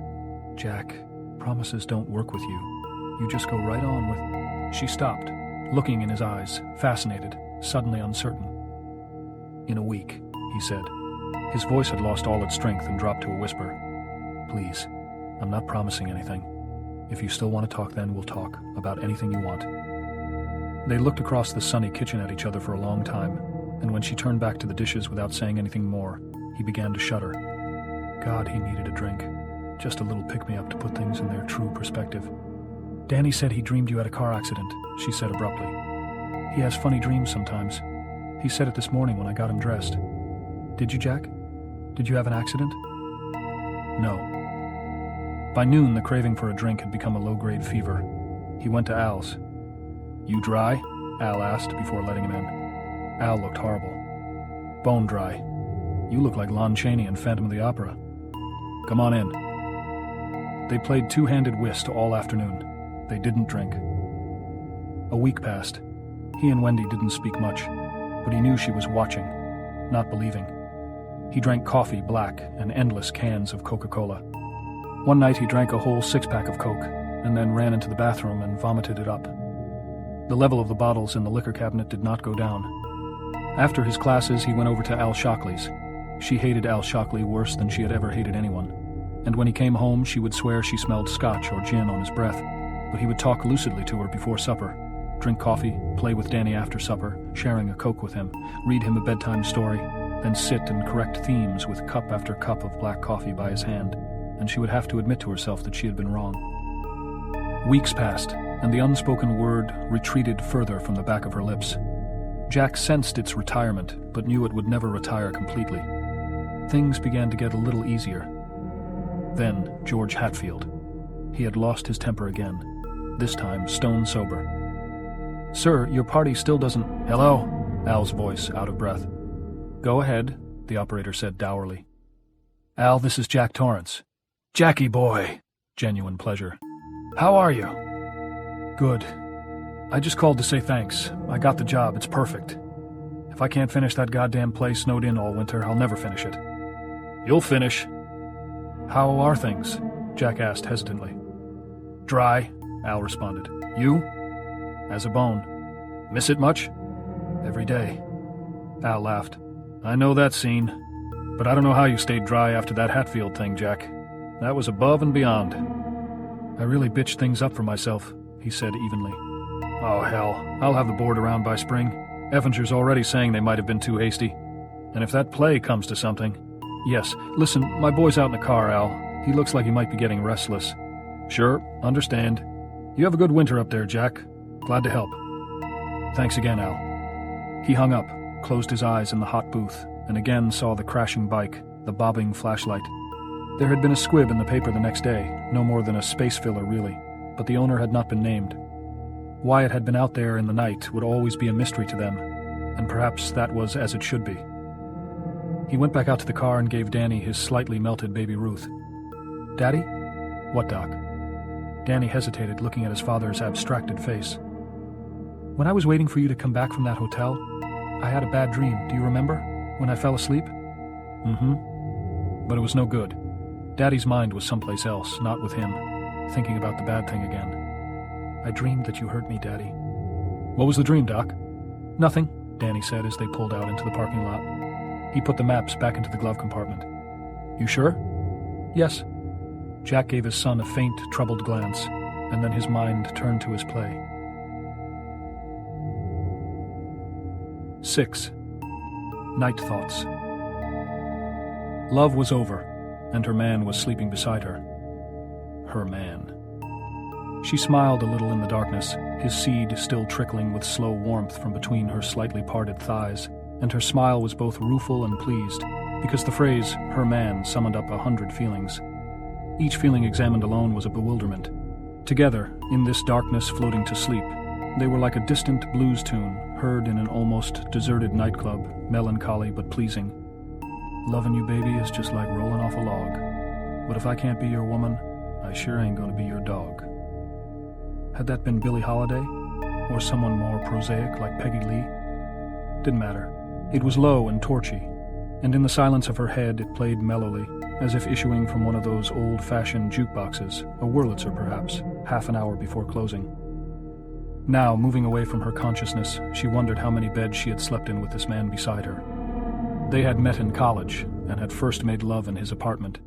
That had been less than 3 months after her mother drove her from the house, told her never to come back, that if she wanted to go somewhere she could go to her father, since she had been responsible for the divorce. That had been in 1970. So long ago. A semester later they had moved in together, had found jobs for the summer, and had kept the apartment when their senior year began. She remembered that bed the most clearly, a big double that sagged in the middle. When they made love, the rusty box spring had counted the beats. That fall she had finally managed to break from her mother. Jack had helped her. "She wants to keep beating you," Jack had said. "The more times you phone her, the more times you crawl back begging forgiveness, the more she can beat you with your father. It's good for her, Wendy, because she can go on making believe it was your fault. But it's not good for you." They had talked it over again and again in that bed that year. Jack sitting up with the covers pulled around his waist, a cigarette burning between his fingers, looking her in the eye. He had a half-humorous, half-scowling way of doing that, telling her, "She told you never to come back, right? Never to darken her door again, right? Then why doesn't she hang up the phone when she knows it's you? Why does she only tell you that you can't come in if I'm with you? Because she thinks I might cramp her style a little bit. She wants to keep putting the thumbscrews right to you, baby. You're a fool if you keep letting her do it. She told you never to come back, so why don't you take her at her word? Give it a rest." And at last, she'd seen it his way. It had been Jack's idea to separate for a while, to get perspective on the relationship, he said. She had been afraid he had become interested in someone else. Later she found it wasn't so. They were together again in the spring, and he asked her if she had been to see her father. She had jumped, as if he'd struck her with a quirt. "How did you know that?" "The shadow knows. Have you been spying on me?" And his impatient laughter, which had always made her feel so awkward, as if she were 8 and he was able to see her motivations more clearly than she. "You needed time, Wendy." "For what?" "I guess to see which one of us you wanted to marry." "Jack, what are you saying?" "I think I'm proposing marriage." The wedding. Her father had been there, her mother had not been. She discovered she could live with that, if she had Jack. Then Danny had come, her fine son. That had been the best year, the best bed. After Danny was born, Jack had gotten her a job typing for 6 English department profs. Quizzes, exams, class syllabi, study notes, reading lists.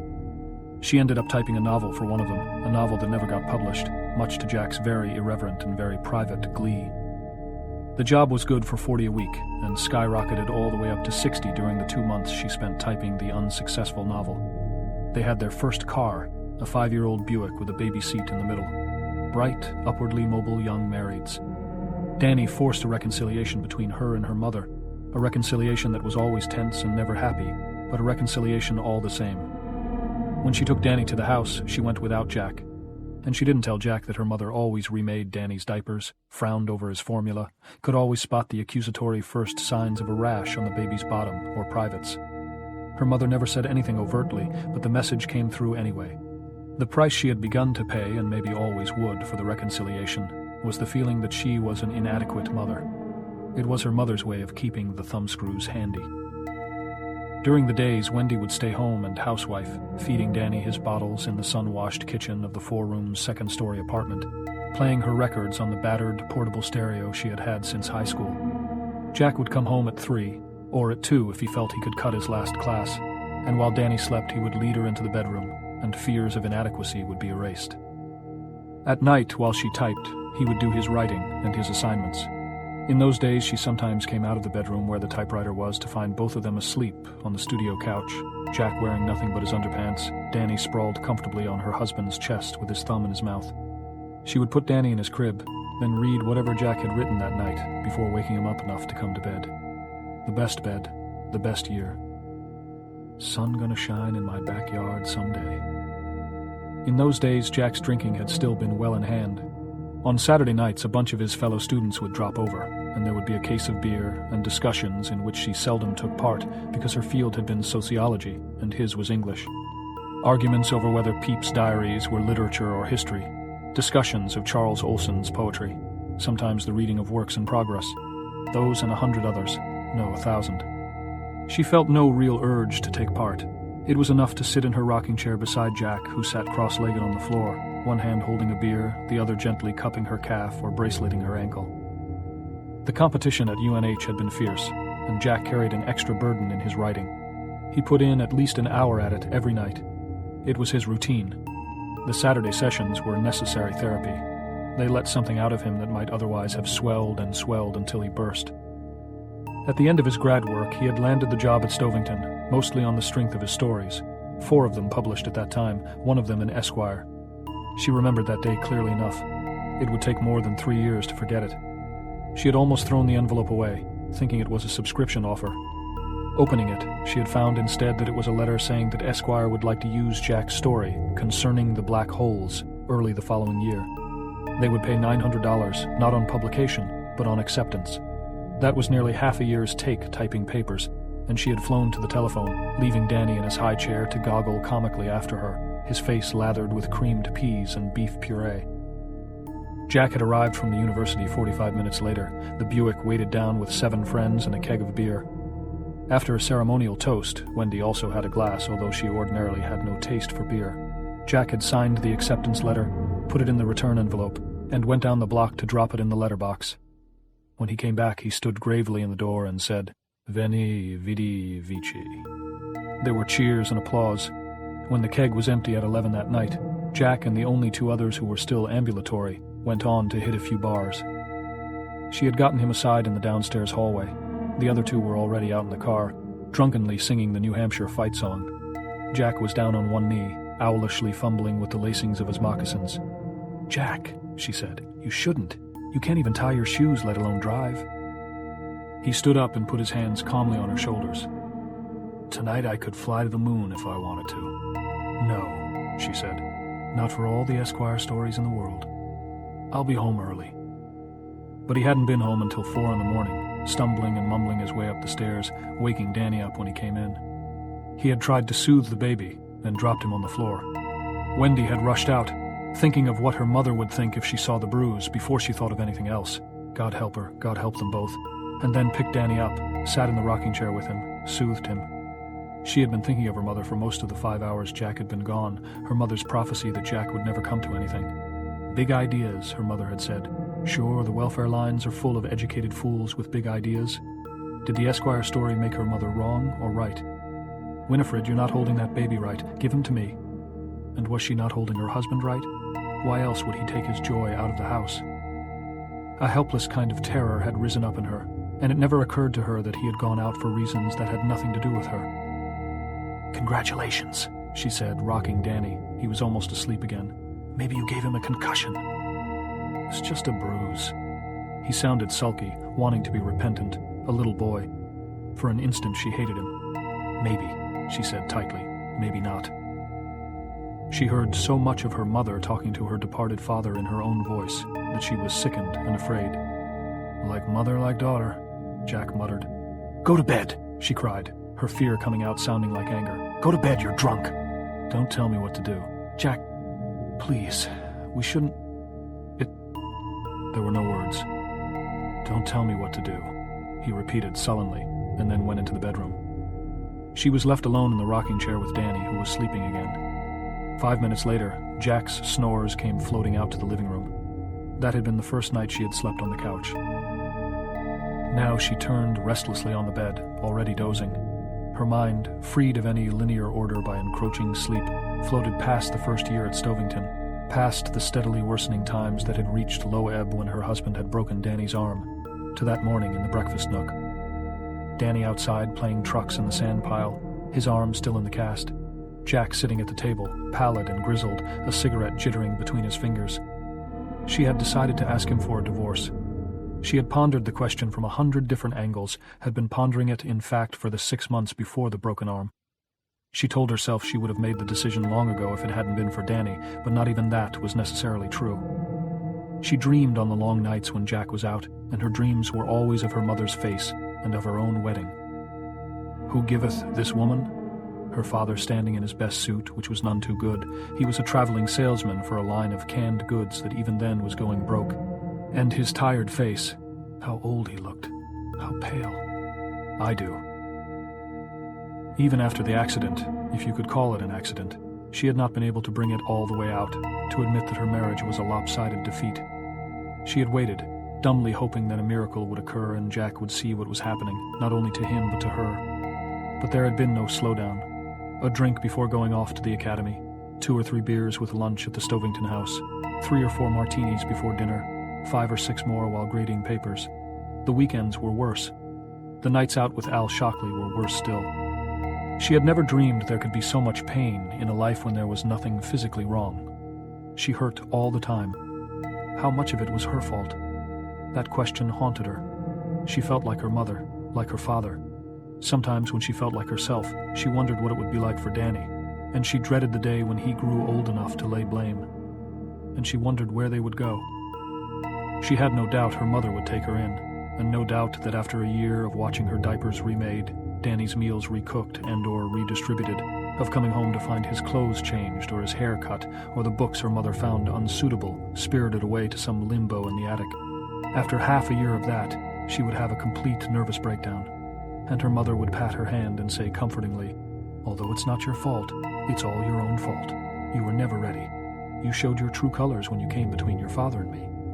My father, Danny's father, mine, his. Who giveth this woman? I do." Dead of a heart attack 6 months later. The night before that morning she had lain awake almost until he came in, thinking, coming to her decision. The divorce was necessary, she told herself. Her mother and father didn't belong in the decision. Neither did her feelings of guilt over their marriage, nor her feelings of inadequacy over her own. It was necessary for her son's sake, and for herself, if she was to salvage anything at all from her early adulthood. The handwriting on the wall was brutal, but clear. Her husband was a lush. He had a bad temper, one he could no longer keep wholly under control now that he was drinking so heavily, and his writing was going so badly. Accidentally or not accidentally, he had broken Danny's arm. He was going to lose his job, if not this year, then the year after. Already she had noticed the sympathetic looks from the other faculty wives. She told herself that she had stuck with the messy job of her marriage for as long as she could. Now she would have to leave it. Jack could have full visitation rights, and she would want support from him only until she could find something and get on her feet. And that would have to be fairly rapidly because she didn't know how long Jack would be able to pay support money. She would do it with as little bitterness as possible, but it had to end. So thinking, she had fallen off into her own thin and unrestful sleep, haunted by the faces of her own mother and father. "You're nothing but a home wrecker," her mother said. "Who giveth this woman?" the minister said. "I do," her father said. But in the bright and sunny morning, she felt the same. Her back to him, her hands plunged in warm dishwater up to the wrists, she had commenced with the unpleasantness. "I want to talk to you about something that might be best for Danny and I. For you too, maybe. We should have talked about it before, I guess." And then he had said an odd thing. She had expected to discover his anger, to provoke the bitterness, the recriminations. She had expected a mad dash for the liquor cabinet, but not this soft, almost toneless reply that was so unlike him. It was almost as though the Jack she had lived with for 6 years had never come back last night, as if he had been replaced by some unearthly doppelganger that she would never know or be quite sure of. "Would you do something for me? A favor?" "What?" She had to discipline her voice strictly to keep it from trembling. "Let's talk about it in a week, if you still want to." And she had agreed. It remained unspoken between them. During that week he had seen Al Shockley more than ever, but he came home early and there was no liquor on his breath. She imagined she smelled it, but knew it wasn't so. Another week, and another. Divorce went back to committee, unvoted on. What had happened? She still wondered, and still had not the slightest idea. The subject was taboo between them. He was like a man who had leaned around a corner and had seen an unexpected monster lying in wait, crouching among the dried bones of its old kills. The liquor remained in the cabinet, but he didn't touch it. She had considered throwing them out a dozen times, but in the end always backed away from the idea, as if some unknown charm would be broken by the act. And there was Danny's part in it to consider. If she felt she didn't know her husband, then she was in awe of her child. Awe in the strict meaning of that word, a kind of undefined, superstitious dread. Dozing lightly, the image of the instant of his birth was presented to her. She was again lying on the delivery table, bathed in sweat, her hair in strings, her feet splayed out in the stirrups, and a little high from the gas they kept giving her whiffs of. At one point she had muttered that she felt like an advertisement for gang rape, and the nurse, an old bird who had assisted at the births of enough children to populate a high school, found that extremely funny. The doctor between her legs, the nurse off to one side, arranging instruments and humming. The sharp, glassy pains had been coming at steadily shortening intervals, and several times she had screamed in spite of her shame. Then the doctor told her quite sternly that she must push, and she did. And then she felt something being taken from her. It was a clear and distinct feeling, one she would never forget, the thing taken. Then the doctor held her son up by the legs. She had seen his tiny sex and known he was a boy immediately. And as the doctor groped for the air mask, she had seen something else. Something so horrible that she found the strength to scream again, after she had thought all screams were used up. He has no face. But of course there had been a face, Danny's own sweet face, and the caul that had covered it at birth now resided in a small jar which she had kept, almost shamefully. She did not hold with old superstition, but she had kept the caul nevertheless. She did not hold with wives' tales, but the boy had been unusual from the first. She did not believe in second sight, but did Daddy have an accident? I dreamed Daddy had an accident. Something had changed him. She didn't believe it was just her getting ready to ask for a divorce that had done it. Something had happened before that morning. Something that had happened while she slept uneasily. Al Shockley said that nothing had happened, nothing at all, but he had averted his eyes when he said it, and if you believed faculty gossip, Al had also climbed aboard the fabled wagon. Did Daddy have an accident? Maybe a chance collision with fate, surely nothing much more concrete. She had read that day's paper and the next day's with a closer eye than usual, but she saw nothing she could connect with Jack. God help her, she had been looking for a hit-and-run accident, or a barroom brawl that had resulted in serious injuries, or who knew, who wanted to. But no policeman came to call, either to ask questions or with a warrant empowering him to take paint scrapings from the VW's bumpers. Nothing. Only her husband's 180-degree change and her son's sleepy question on waking. Did Daddy have an accident? I dreamed. She had stuck with Jack more for Danny's sake than she would admit in her waking hours, but now, sleeping lightly, she could admit it. Danny had been Jack's for the asking, almost from the first, just as she had been her father's almost from the first. She couldn't remember Danny ever spitting a bottle back on Jack's shirt. Jack could get him to eat after she had given up in disgust, even when Danny was teething and it gave him visible pain to chew. When Danny had a stomachache, she would rock him for an hour before he began to quiet. Jack had only to pick him up, walk twice around the room with him, and Danny would be asleep on Jack's shoulder, his thumb securely corked in his mouth. He hadn't minded changing diapers, even those he called the special deliveries. He sat with Danny for hours on end, bouncing him on his lap, playing finger games with him, making faces at him while Danny poked at his nose and then collapsed with the giggles. He made formulas and administered them faultlessly, getting up every last burp afterward. He would take Danny with him in the car to get the paper, or a bottle of milk, or nails at the hardware store, even when their son was still an infant. He had taken Danny to a Stovington Keene soccer match when Danny was only 6 months old, and Danny had sat motionlessly on his father's lap through the whole game, wrapped in a blanket, a small Stovington pennant clutched in one chubby fist. He loved his mother, but he was his father's boy. And hadn't she felt, time and time again, her son's wordless opposition to the whole idea of divorce? She would be thinking about it in the kitchen, turning it over in her mind as she turned the potatoes for supper over in her hands for the peeler's blade. And she would turn around to see him sitting cross-legged in a kitchen chair, looking at her with eyes that seemed both frightened and accusatory. Walking with him in the park, he would suddenly seize both her hands and say, almost demand, "Do you love me? Do you love Daddy?" And confused, she would nod or say, "Of course I do, honey." Then he would run to the duck pond, sending them squawking and scared to the other end, flapping their wings in a panic before the small ferocity of his charge, leaving her to stare after him and wonder. There were even times when it seemed that her determination to at least discuss the matter with Jack dissolved, not out of her own weakness, but under the determination of her son's will. I don't believe such things. But in sleep she did believe them. And in sleep, with her husband's seed still drying on her thighs, she felt that the three of them had been permanently welded together, that if their three-oneness was to be destroyed, it would not be destroyed by any of them, but from outside. Most of what she believed centered around her love for Jack. She had never stopped loving him, except maybe for that dark period immediately following Danny's accident. And she loved her son.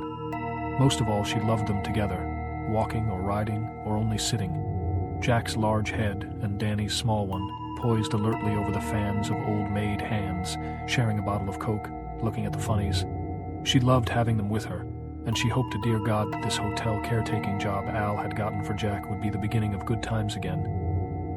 And the wind gonna rise up, baby, and blow my blues away. Soft and sweet and mellow, the song came back and lingered, following her down into a deeper sleep, where thought ceased, and the faces that came in dreams went unremembered. 7. In another bedroom. Danny awoke with the booming still loud in his ears, and the drunk, savagely pettish voice crying hoarsely, "Come out here and take your medicine. I'll find you. I'll find you." But now the booming was only his racing heart, and the only voice in the night was the faraway sound of a police siren. He lay in bed motionlessly, looking up at the wind-stirred shadows of the leaves on his bedroom ceiling.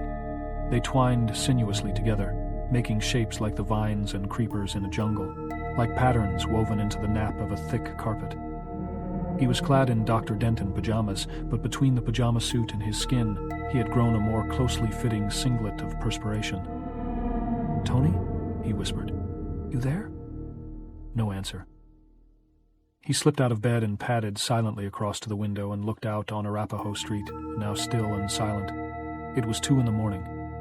There was nothing out there but empty sidewalks drifted with fallen leaves, parked cars, and the long-necked streetlight on the corner across from the Cliff Bryce gas station. With its hooded top and motionless stance, the streetlight looked like a monster in a space show. He looked up the street both ways, straining his eyes for Tony's slight, beckoning form. But there was no one there. The wind sighed through the trees, and the fallen leaves rattled up the deserted walks and around the hubcaps of parked cars. It was a faint and sorrowful sound, and the boy thought that he might be the only one in Boulder awake enough to hear it. The only human being, at least. There was no way of knowing what else might be out in the night, slinking hungrily through the shadows, watching and scenting the breeze. "I'll find you! I'll find you!" "Tony?" he whispered again, but without much hope. Only the wind spoke back, gusting more strongly this time, scattering leaves across the sloping roof below his window. Some of them slipped into the rain gutter and came to rest there like tired dancers. "Danny, Danny." He started at the sound of that familiar voice and craned out the window, his small hands on the sill. With the sound of Tony's voice, the whole night seemed to have come silently and secretly alive, whispering even when the wind quieted again and the leaves were still and the shadows had stopped moving. He thought he saw a darker shadow standing by the bus stop a block down, but it was hard to tell if it was a real thing or an eye trick. "Don't go, Danny." Then the wind gusted again, making him squint, and the shadow by the bus stop was gone, if it had ever been there at all. He stood by his window for a minute, an hour, sometime longer, but there was no more.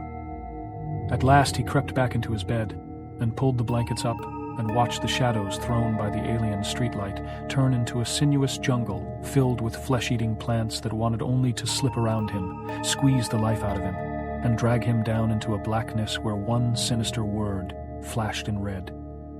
Red rum. Part 2. Closing Day. 8. A view of the Overlook. Mommy was worried. She was afraid the bug wouldn't make it up and down all these mountains, and that they would get stranded by the side of the road where somebody might come ripping along and hit them. Danny himself was more sanguine.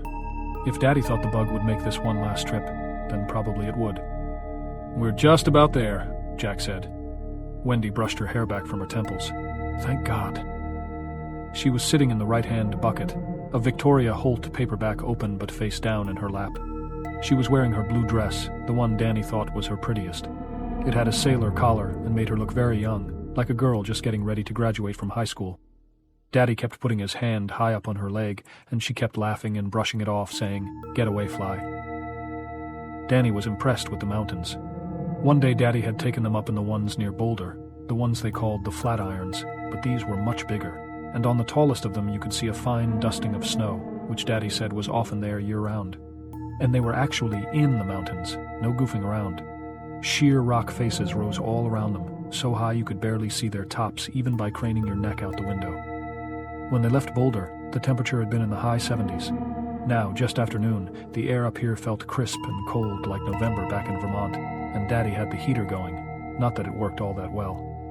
They had passed several signs that said, "Falling Rock Zone." Mommy read each one to him, and although Danny had waited anxiously to see some rock fall, none had. At least not yet. Half an hour ago they had passed another sign that Daddy said was very important. This sign said, "Entering Sidewinder Pass," and Daddy said that sign was as far as the snowplows went in the wintertime. After that the road got too steep. In the winter the road was closed from the little town of Sidewinder, which they had gone through just before they got to that sign, all the way to Buckland, Utah. Now they were passing another sign. "What's that one, Mom?" "That one says, slower vehicles use right lane." "That means us." "The bug will make it," Danny said. "Please, God," Mommy said, and crossed her fingers. Danny looked down at her open-toed sandals and saw that she had crossed her toes as well. He giggled. She smiled back, but he knew that she was still worried. The road wound up and up in a series of slow S-curves, and Jack dropped the bug's stick shift from fourth gear to third, then into second. The bug wheezed and protested, and Wendy's eyes fixed on the speedometer needle, which sank from 40 to 30 to 20, where it hovered reluctantly.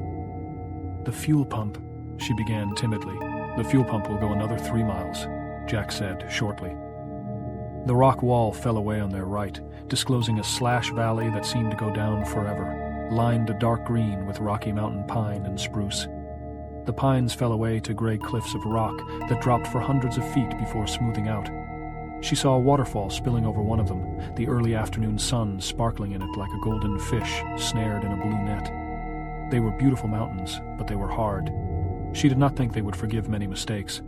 An unhappy foreboding rose in her throat. Further west in the Sierra Nevada, the Donner Party had become snowbound and had resorted to cannibalism to stay alive. The mountains did not forgive many mistakes.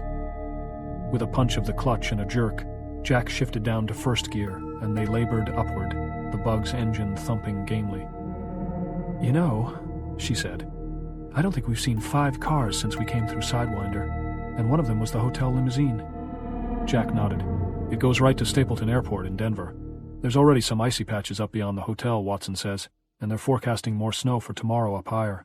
Anybody going through the mountains now wants to be on one of the main roads just in case. That goddamn Ullman better still be up there. I guess he will be." "You're sure the larder is fully stocked?" she asked, still thinking of the Donners. "He said so. He wanted Halloran to go over it with you. Halloran's the cook." "Oh," she said faintly, looking at the speedometer. It had dropped from 15 to 10 miles an hour. "There's the top," Jack said, pointing 300 yards ahead. "There's a scenic turnout, and you can see the overlook from there. I'm going to pull off the road and give the bug a chance to rest." He craned over his shoulder at Danny, who was sitting on a pile of blankets. "What do you think, Doc? We might see some deer, or caribou." "Sure, Dad." The VW labored up and up. The speedometer dropped to just above the 5-mile-an-hour hash mark and was beginning to hitch when Jack pulled off the road. "What's that sign, Mommy?" "Scenic turnout," she read dutifully, and stepped on the emergency brake and let the VW run in neutral. "Come on," he said, and got out. They walked to the guardrail together. "That's it," Jack said, and pointed at 11 o'clock. For Wendy, it was discovering truth in a cliché. Her breath was taken away. For a moment she was unable to breathe at all. The view had knocked the wind from her. They were standing near the top of one peak. Across from them, who knew how far, an even taller mountain reared into the sky, its jagged tip only a silhouette that was now nimbused by the sun, which was beginning its decline. The whole valley floor was spread out below them, the slopes that they had climbed and the laboring bug falling away with such dizzying suddenness that she knew to look down there for too long would bring on nausea and eventual vomiting. The imagination seemed to spring to full life in the clear air, beyond the reign of reason, and to look was to helplessly see oneself plunging down and down and down, sky and slopes changing places in slow cartwheels, the scream drifting from your mouth like a lazy balloon as your hair and your dress billowed out. She jerked her gaze away from the drop almost by force and followed Jack's finger.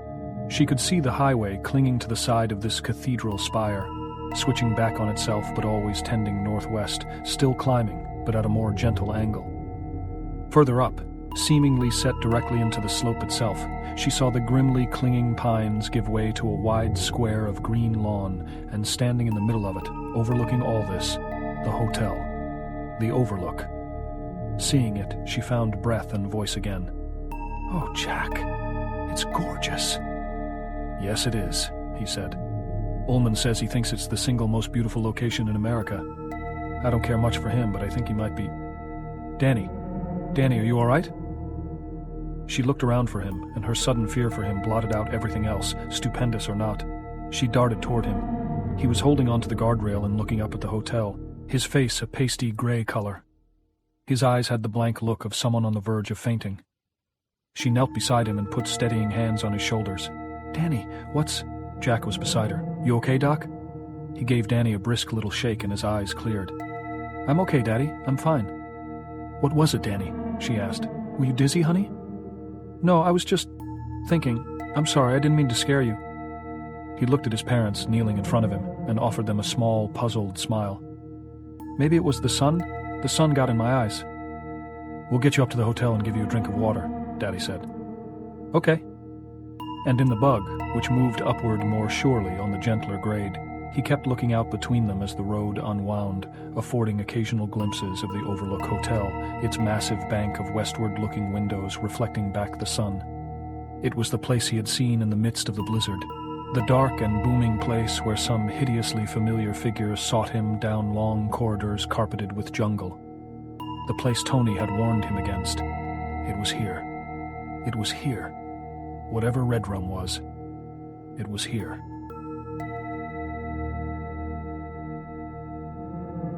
"9. Checking it out." Ullman was waiting for them just inside the wide, old-fashioned front doors. He shook hands with Jack and nodded coolly at Wendy, perhaps noticing the way heads turned when she came through into the lobby, her golden hair spilling across the shoulders of the simple navy dress. The hem of the dress stopped a modest 2 inches above the knee, but you didn't have to see more to know they were good legs. Ullman seemed truly warm toward Danny only, but Wendy had experienced that before. Danny seemed to be a child for people who ordinarily held W.C. Fields' sentiments about children. He bent a little from the waist and offered Danny his hand. Danny shook it formally, without a smile. "My son, Danny," Jack said, "and my wife, Winifred." "I'm happy to meet you both," Ullman said. "How old are you, Danny?" "5, sir." "Sir yet?" Ullman smiled and glanced at Jack. "He's well-mannered." "Of course he is," Jack said. "And Mrs. Torrance?" He offered the same little bow, and for a bemused instant Wendy thought he would kiss her hand. She half offered it, and he did take it, but only for a moment, clasped in both of his. His hands were small and dry and smooth, and she guessed that he powdered them. The lobby was a bustle of activity. Almost every one of the old-fashioned, high-backed chairs was taken. Bellboys shuttled in and out with suitcases, and there was a line at the desk, which was dominated by a huge brass cash register. The Bank Americard and MasterCharge decals on it seemed jarringly anachronistic. To their right, down toward a pair of tall double doors that were pulled closed and roped off, there was an old-fashioned fireplace, now blazing with birch logs. 3 nuns sat on a sofa that was drawn up almost to the hearth itself. They were talking and smiling with their bags stacked up to either side, waiting for the checkout line to thin a little. As Wendy watched them, they burst into a chord of tinkling, girlish laughter. She felt a smile touch her own lips. Not one of them could be under 60. In the background was the constant hum of conversation, the muted ding of the silver-plated bell beside the cash register, as one of the 2 clerks on duty struck it, the slightly impatient call of, "Front, please." It brought back strong, warm memories of her honeymoon in New York with Jack, at the Beekman Tower. For the first time, she let herself believe that this might be exactly what the 3 of them needed. A season together away from the world, a sort of family honeymoon. She smiled affectionately down at Danny, who was goggling around frankly at everything. Another limo, as gray as a banker's vest, had pulled up out front. "The last day of the season," Ullman was saying. "Closing day, always hectic. I had expected you more around 3, Mr. Torrance." "I wanted to give the Volks time for a nervous breakdown if it decided to have one," Jack said. "It didn't." "How fortunate," Ullman said. "I'd like to take the 3 of you on a tour of the place a little later. And of course Dick Halloran wants to show Mrs. Torrance the Overlook's kitchen. But I'm afraid..." One of the clerks came over and almost tugged his forelock. "Excuse me, Mr. Ullman." "Well, what is it?" "It's Mrs. Brandt," the clerk said uncomfortably. "She refuses to pay her bill with anything but her American Express card. I told her we stopped taking American Express at the end of the season last year, but she won't." His eyes shifted to the Torrance family, then back to Ullman. He shrugged. "I'll take care of it." "Thank you, Mr. Ullman." The clerk crossed back to the desk, where a dreadnought of a woman bundled into a long fur coat and what looked like a black feather boa was remonstrating loudly. "I have been coming to the Overlook Hotel since 1955, she was telling the smiling, shrugging clerk. "I continued to come even after my second husband died of a stroke on that tiresome Roque court. I told him the sun was too hot that day, and I have never, I repeat, never paid with anything but my American Express credit card. Call the police if you like. Have them drag me away. I will still refuse to pay with anything but my American Express credit card. I repeat." "Excuse me," Mr. Ullman said. They watched him cross the lobby, touch Mrs. Brandt's elbow deferentially, and spread his hands and nod when she turned her tirade on him. He listened sympathetically, nodded again, and said something in return. Mrs. Brandt smiled triumphantly, turned to the unhappy desk clerk, and said loudly, "Thank God there is one employee of this hotel who hasn't become an utter Philistine." She allowed Ullman, who barely came to the bulky shoulder of her fur coat, to take her arm and lead her away, presumably to his inner office. "Ooh," Wendy said, smiling. "There's a dude who earns his money." "But he didn't like that lady," Danny said immediately. "He was just pretending to like her." Jack grinned down at him. "I'm sure that's true, Doc. But flattery is the stuff that greases the wheels of the world." "What's flattery?" "Flattery," Wendy told him, "is when your daddy says he likes my new yellow slacks even if he doesn't, or when he says I don't need to take off 5 pounds. "Oh, is it lying for fun?" "Something very like that." He had been looking at her closely and now said, "You're pretty, Mommy." He frowned in confusion when they exchanged a glance and then burst into laughter. "Ullman didn't waste much flattery on me," Jack said. "Come on over by the window, you guys. I feel conspicuous standing out here in the middle with my denim jacket on. I honest to God didn't think there'd be anybody much here on closing day. Guess I was wrong." "You look very handsome," she said, and then they laughed again, Wendy putting a hand over her mouth. Danny still didn't understand, but it was okay. They were loving each other. Danny thought this place reminded her of somewhere else, the Beekman place, where she had been happy. He wished he liked it as well as she did, but he kept telling himself over and over that the things Tony showed him didn't always come true. He would be careful. He would watch for something called red rum, but he would not say anything unless he absolutely had to. Because they were happy, they had been laughing, and there were no bad thoughts. "Look at this view," Jack said. "Oh, it's gorgeous. Danny, look." But Danny didn't think it was particularly gorgeous. He didn't like heights. They made him dizzy. Beyond the wide front porch, which ran the length of the hotel, a beautifully manicured lawn, there was a putting green on the right, sloped away to a long, rectangular swimming pool. A closed sign stood on a little tripod at one end of the pool. Closed was one sign he could read by himself, along with stop, exit, pizza, and a few others. Beyond the pool, a graveled path wound off through baby pines and spruces and aspens. Here was a small sign he didn't know, Roque. There was an arrow below it. "What's ROQUE, Daddy?" "A game," Daddy said. "It's a little bit like croquet, only you play it on a gravel court that has sides like a big billiard table instead of grass.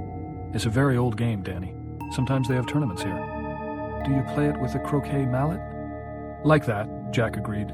"Only the handle's a little shorter and the head has 2 sides. One side is hard rubber and the other side is wood." "Come out, you little shit." "It's pronounced Roque," Daddy was saying. "I'll teach you how to play if you want." "Maybe," Danny said in an odd, colorless little voice that made his parents exchange a puzzled look over his head. "I might not like it, though." "Well, if you don't like it, Doc, you don't have to play, all right?" "Sure." "Do you like the animals?" Wendy asked. "That's called a topiary." Beyond the path leading to Roque, there were hedges clipped into the shapes of various animals. Danny, whose eyes were sharp, made out a rabbit, a dog, a horse, a cow, and a trio of bigger ones that looked like frolicking lions. "Those animals were what made Uncle Al think of me for the job," Jack told him. "He knew that when I was in college I used to work for a landscaping company. That's a business that fixes people's lawns and bushes and hedges. I used to trim a lady's topiary." Wendy put a hand over her mouth and snickered. Looking at her, Jack said, "Yes, I used to trim her topiary at least once a week. Get away, fly." Wendy said, and snickered again. Did she have nice hedges, Dad? Danny asked, and at this they both stifled great bursts of laughter. Wendy laughed so hard that tears streamed down her cheeks, and she had to get a Kleenex out of her handbag. They weren't animals, Danny, Jack said when he had control of himself. They were playing cards. Spades and hearts and clubs and diamonds. But the hedges grow, you see. They creep, Watson had said. No, not the hedges, the boiler. You have to watch it all the time or you and your family will end up on the fucking moon. They looked at him puzzled. The smile had faded off his face. Dad? Danny asked. He blinked at them as if coming back from far away. They grow, Danny, and lose their shape. So I'll have to give them a haircut once or twice a week until it gets so cold they stop growing for the year. And a playground, too, Wendy said. My lucky boy. The playground was beyond the topiary.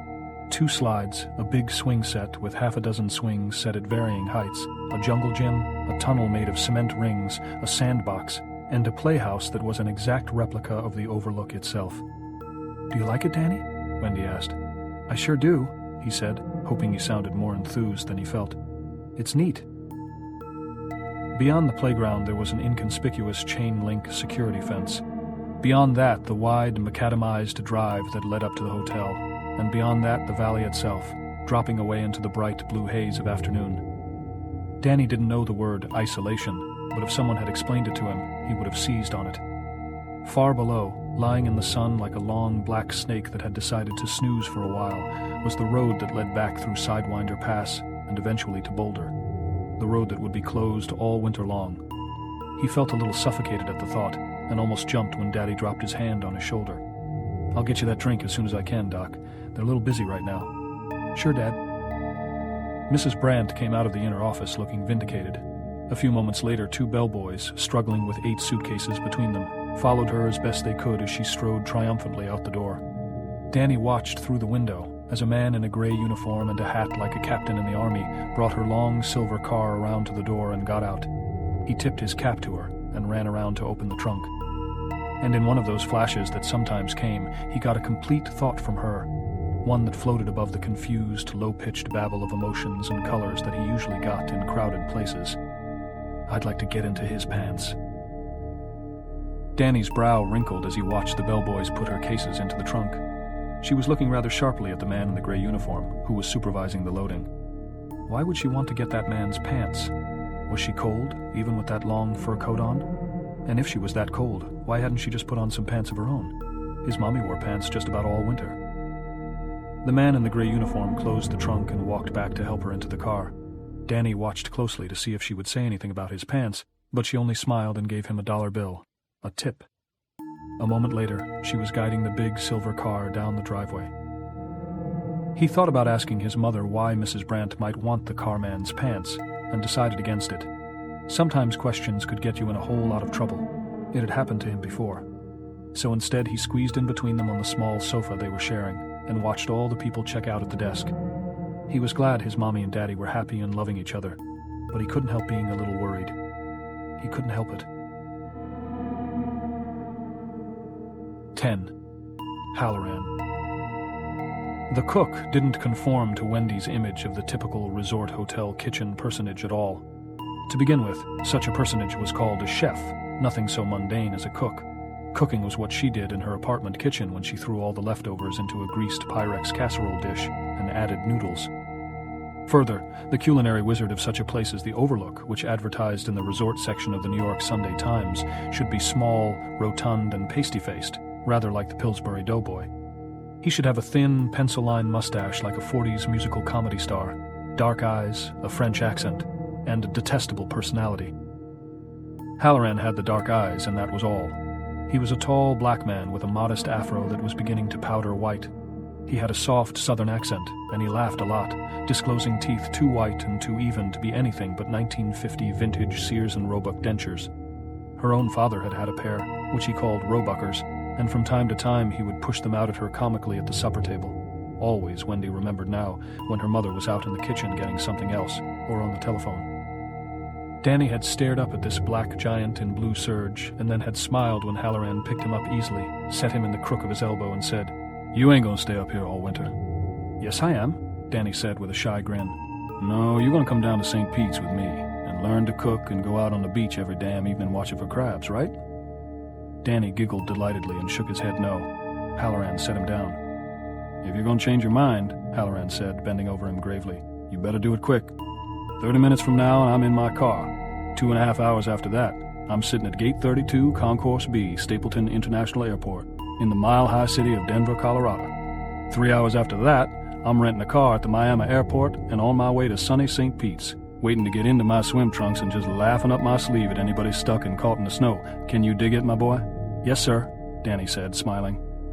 Halloran turned to Jack and Wendy. Looks like a fine boy there. We think he'll do, Jack said, and offered his hand. Halloran took it. I'm Jack Torrance, my wife Winifred. Danny you've met. And a pleasure it was. Ma'am, are you a Winnie or a Freddie? I'm a Wendy, she said, smiling. Okay, that's better than the other two, I think. Right this way?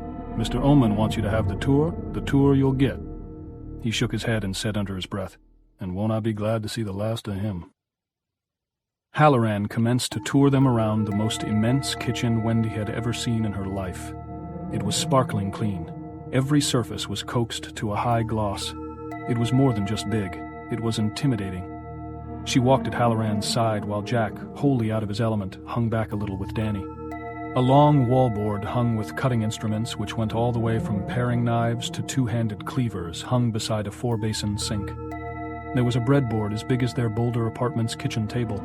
An amazing array of stainless steel pots and pans hung from floor to ceiling, covering one whole wall. I think I'll have to leave a trail of breadcrumbs every time I come in, she said. Don't let it get you down, Halloran said. It's big, but it's still only a kitchen. Most of this stuff you'll never even have to touch. Keep it clean, that's all I ask. Here's the stove I'd be using if I was you. There are 3 of them in all, but this is the smallest. Smallest, she thought dismally, looking at it. There were 12 burners, 2 regular ovens and a Dutch oven, a heated well on top in which you could simmer sauces or bake beans, a broiler and a warmer, plus a million dials and temperature gauges. All gas, Halloran said. You've cooked with gas before, Wendy? Yes. I love gas, he said, and turned on one of the burners. Blue flame popped into life, and he adjusted it down to a faint glow with a delicate touch. I like to be able to see the flame you're cooking with. You see where all the surface burner switches are? Yes. And the oven dials are all marked. Myself, I favor the middle one because it seems to heat the most even. But you use whichever one you like, or all 3 for that matter. A TV dinner in each one, Wendy said, and laughed weakly. Halloran roared. Go right ahead if you like. I left a list of everything edible over by the sink. You see it? Here it is, Mommy. Danny brought over 2 sheets of paper, written closely on both sides. Good boy, Halloran said, taking it from him and ruffling his hair. You sure you don't want to come to Florida with me, my boy? Learn to cook the Swedish shrimp creole this side of paradise? Danny put his hands over his mouth and giggled and retreated to his father's side. You 3 folks could eat up here for a year, I guess, Halloran said. We got a cold pantry, a walk-in freezer, all sorts of vegetable bins, and 2 refrigerators.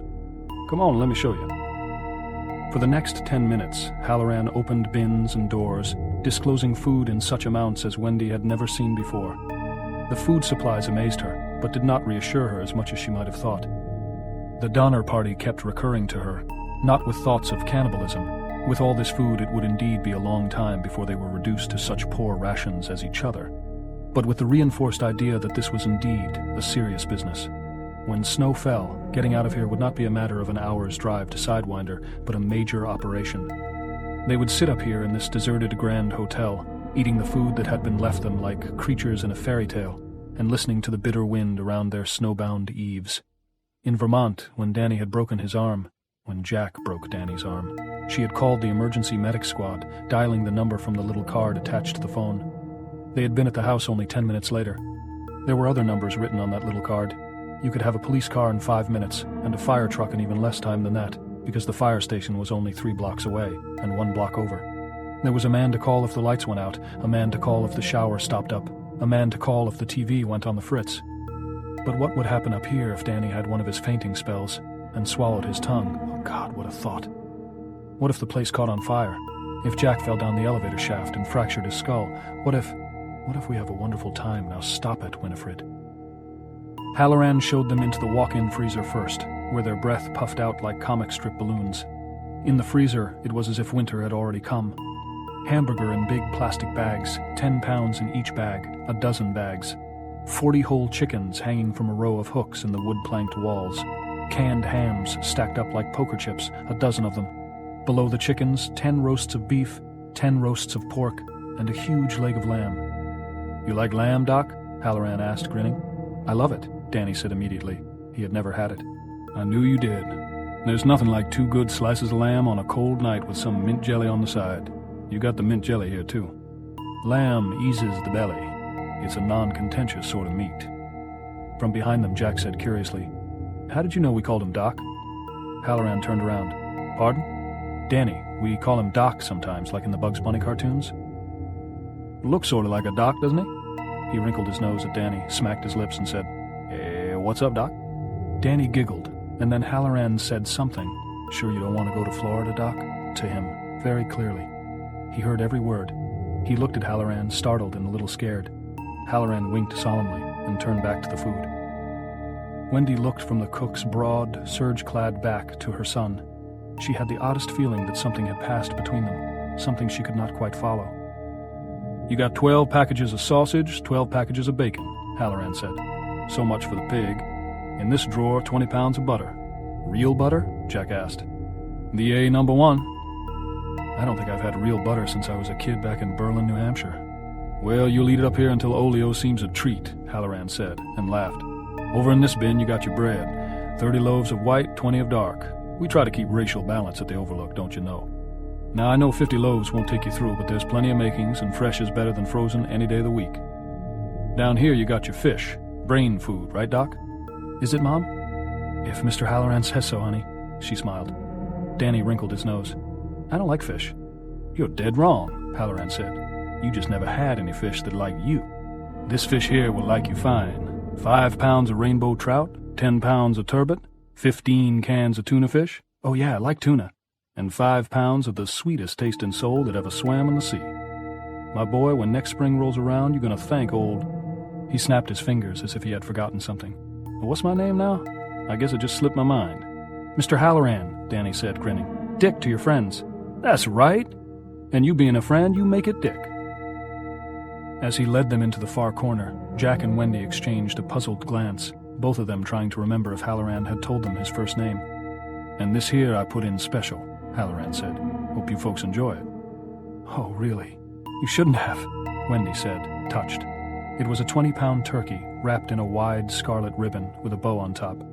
"You got to have your turkey on Thanksgiving, Wendy," Halloran said gravely. "I believe there's a capon back here somewhere for Christmas. Doubtless you'll stumble on it.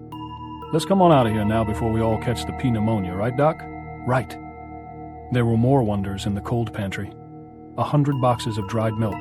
Halloran advised her gravely to buy fresh milk for the boy and Sidewinder as long as it was feasible.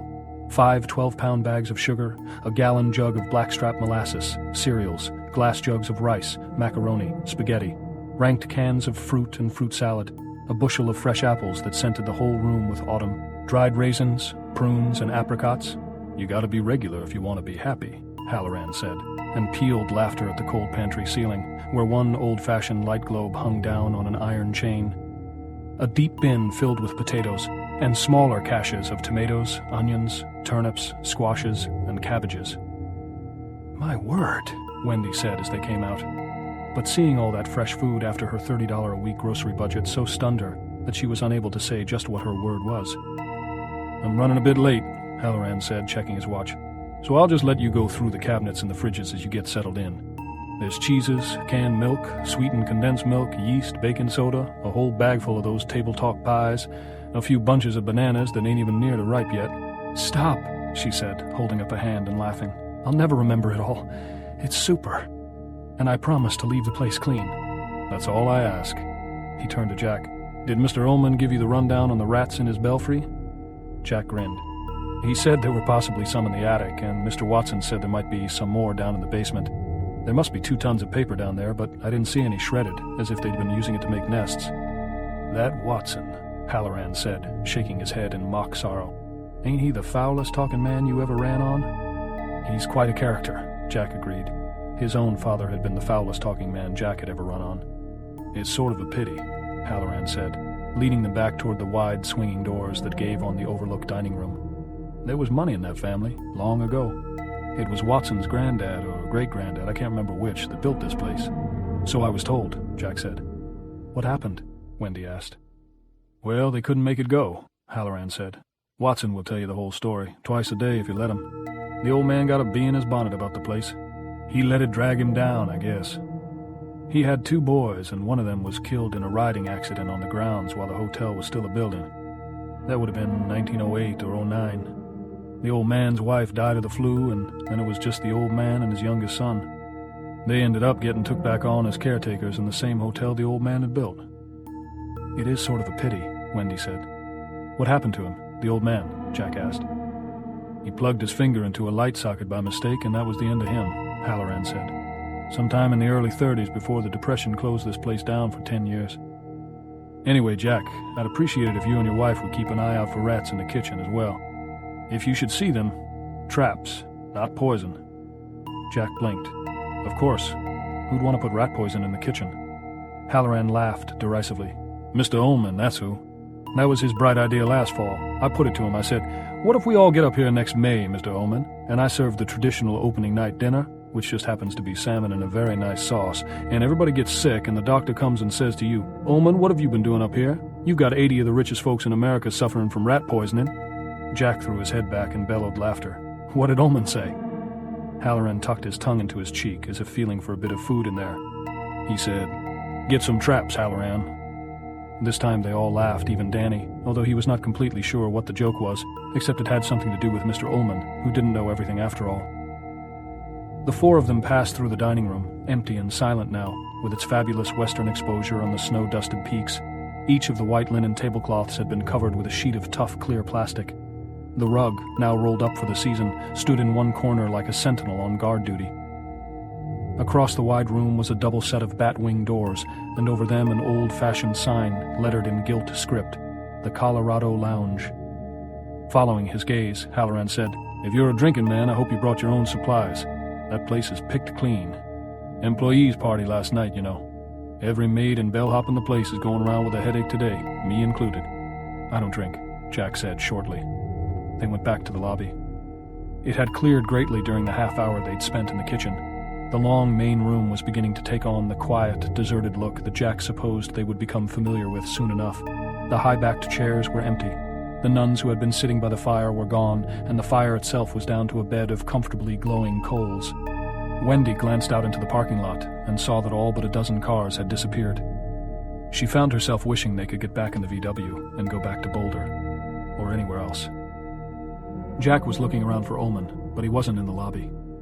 A young maid with her ash-blonde hair pinned up on her neck came over. Your luggage is out on the porch, Dick. Thank you, Sally. He gave her a peck on the forehead. You have yourself a good winter. Getting married, I hear. He turned to the Torrances as she strolled away, backside twitching pertly. I've got to hurry along if I'm going to make that plane. I want to wish you all the best. Know you'll have it. Thanks, Jack said. You've been very kind. I'll take good care of your kitchen, Wendy promised again. Enjoy Florida. I always do, Halloran said. He put his hands on his knees and bent down to Danny. Last chance, guy. Want to come to Florida? I guess not, Danny said, smiling. Okay. Like to give me a hand out to my car with my bags? If my mommy says I can. You can, Wendy said, but you'll have to have that jacket buttoned. She leaned forward to do it, but Halloran was ahead of her, his large brown fingers moving with smooth dexterity. I'll send him right back in, Halloran said. Fine, Wendy said, and followed them to the door. Jack was still looking around for Ullman. The last of the Overlook's guests were checking out at the desk.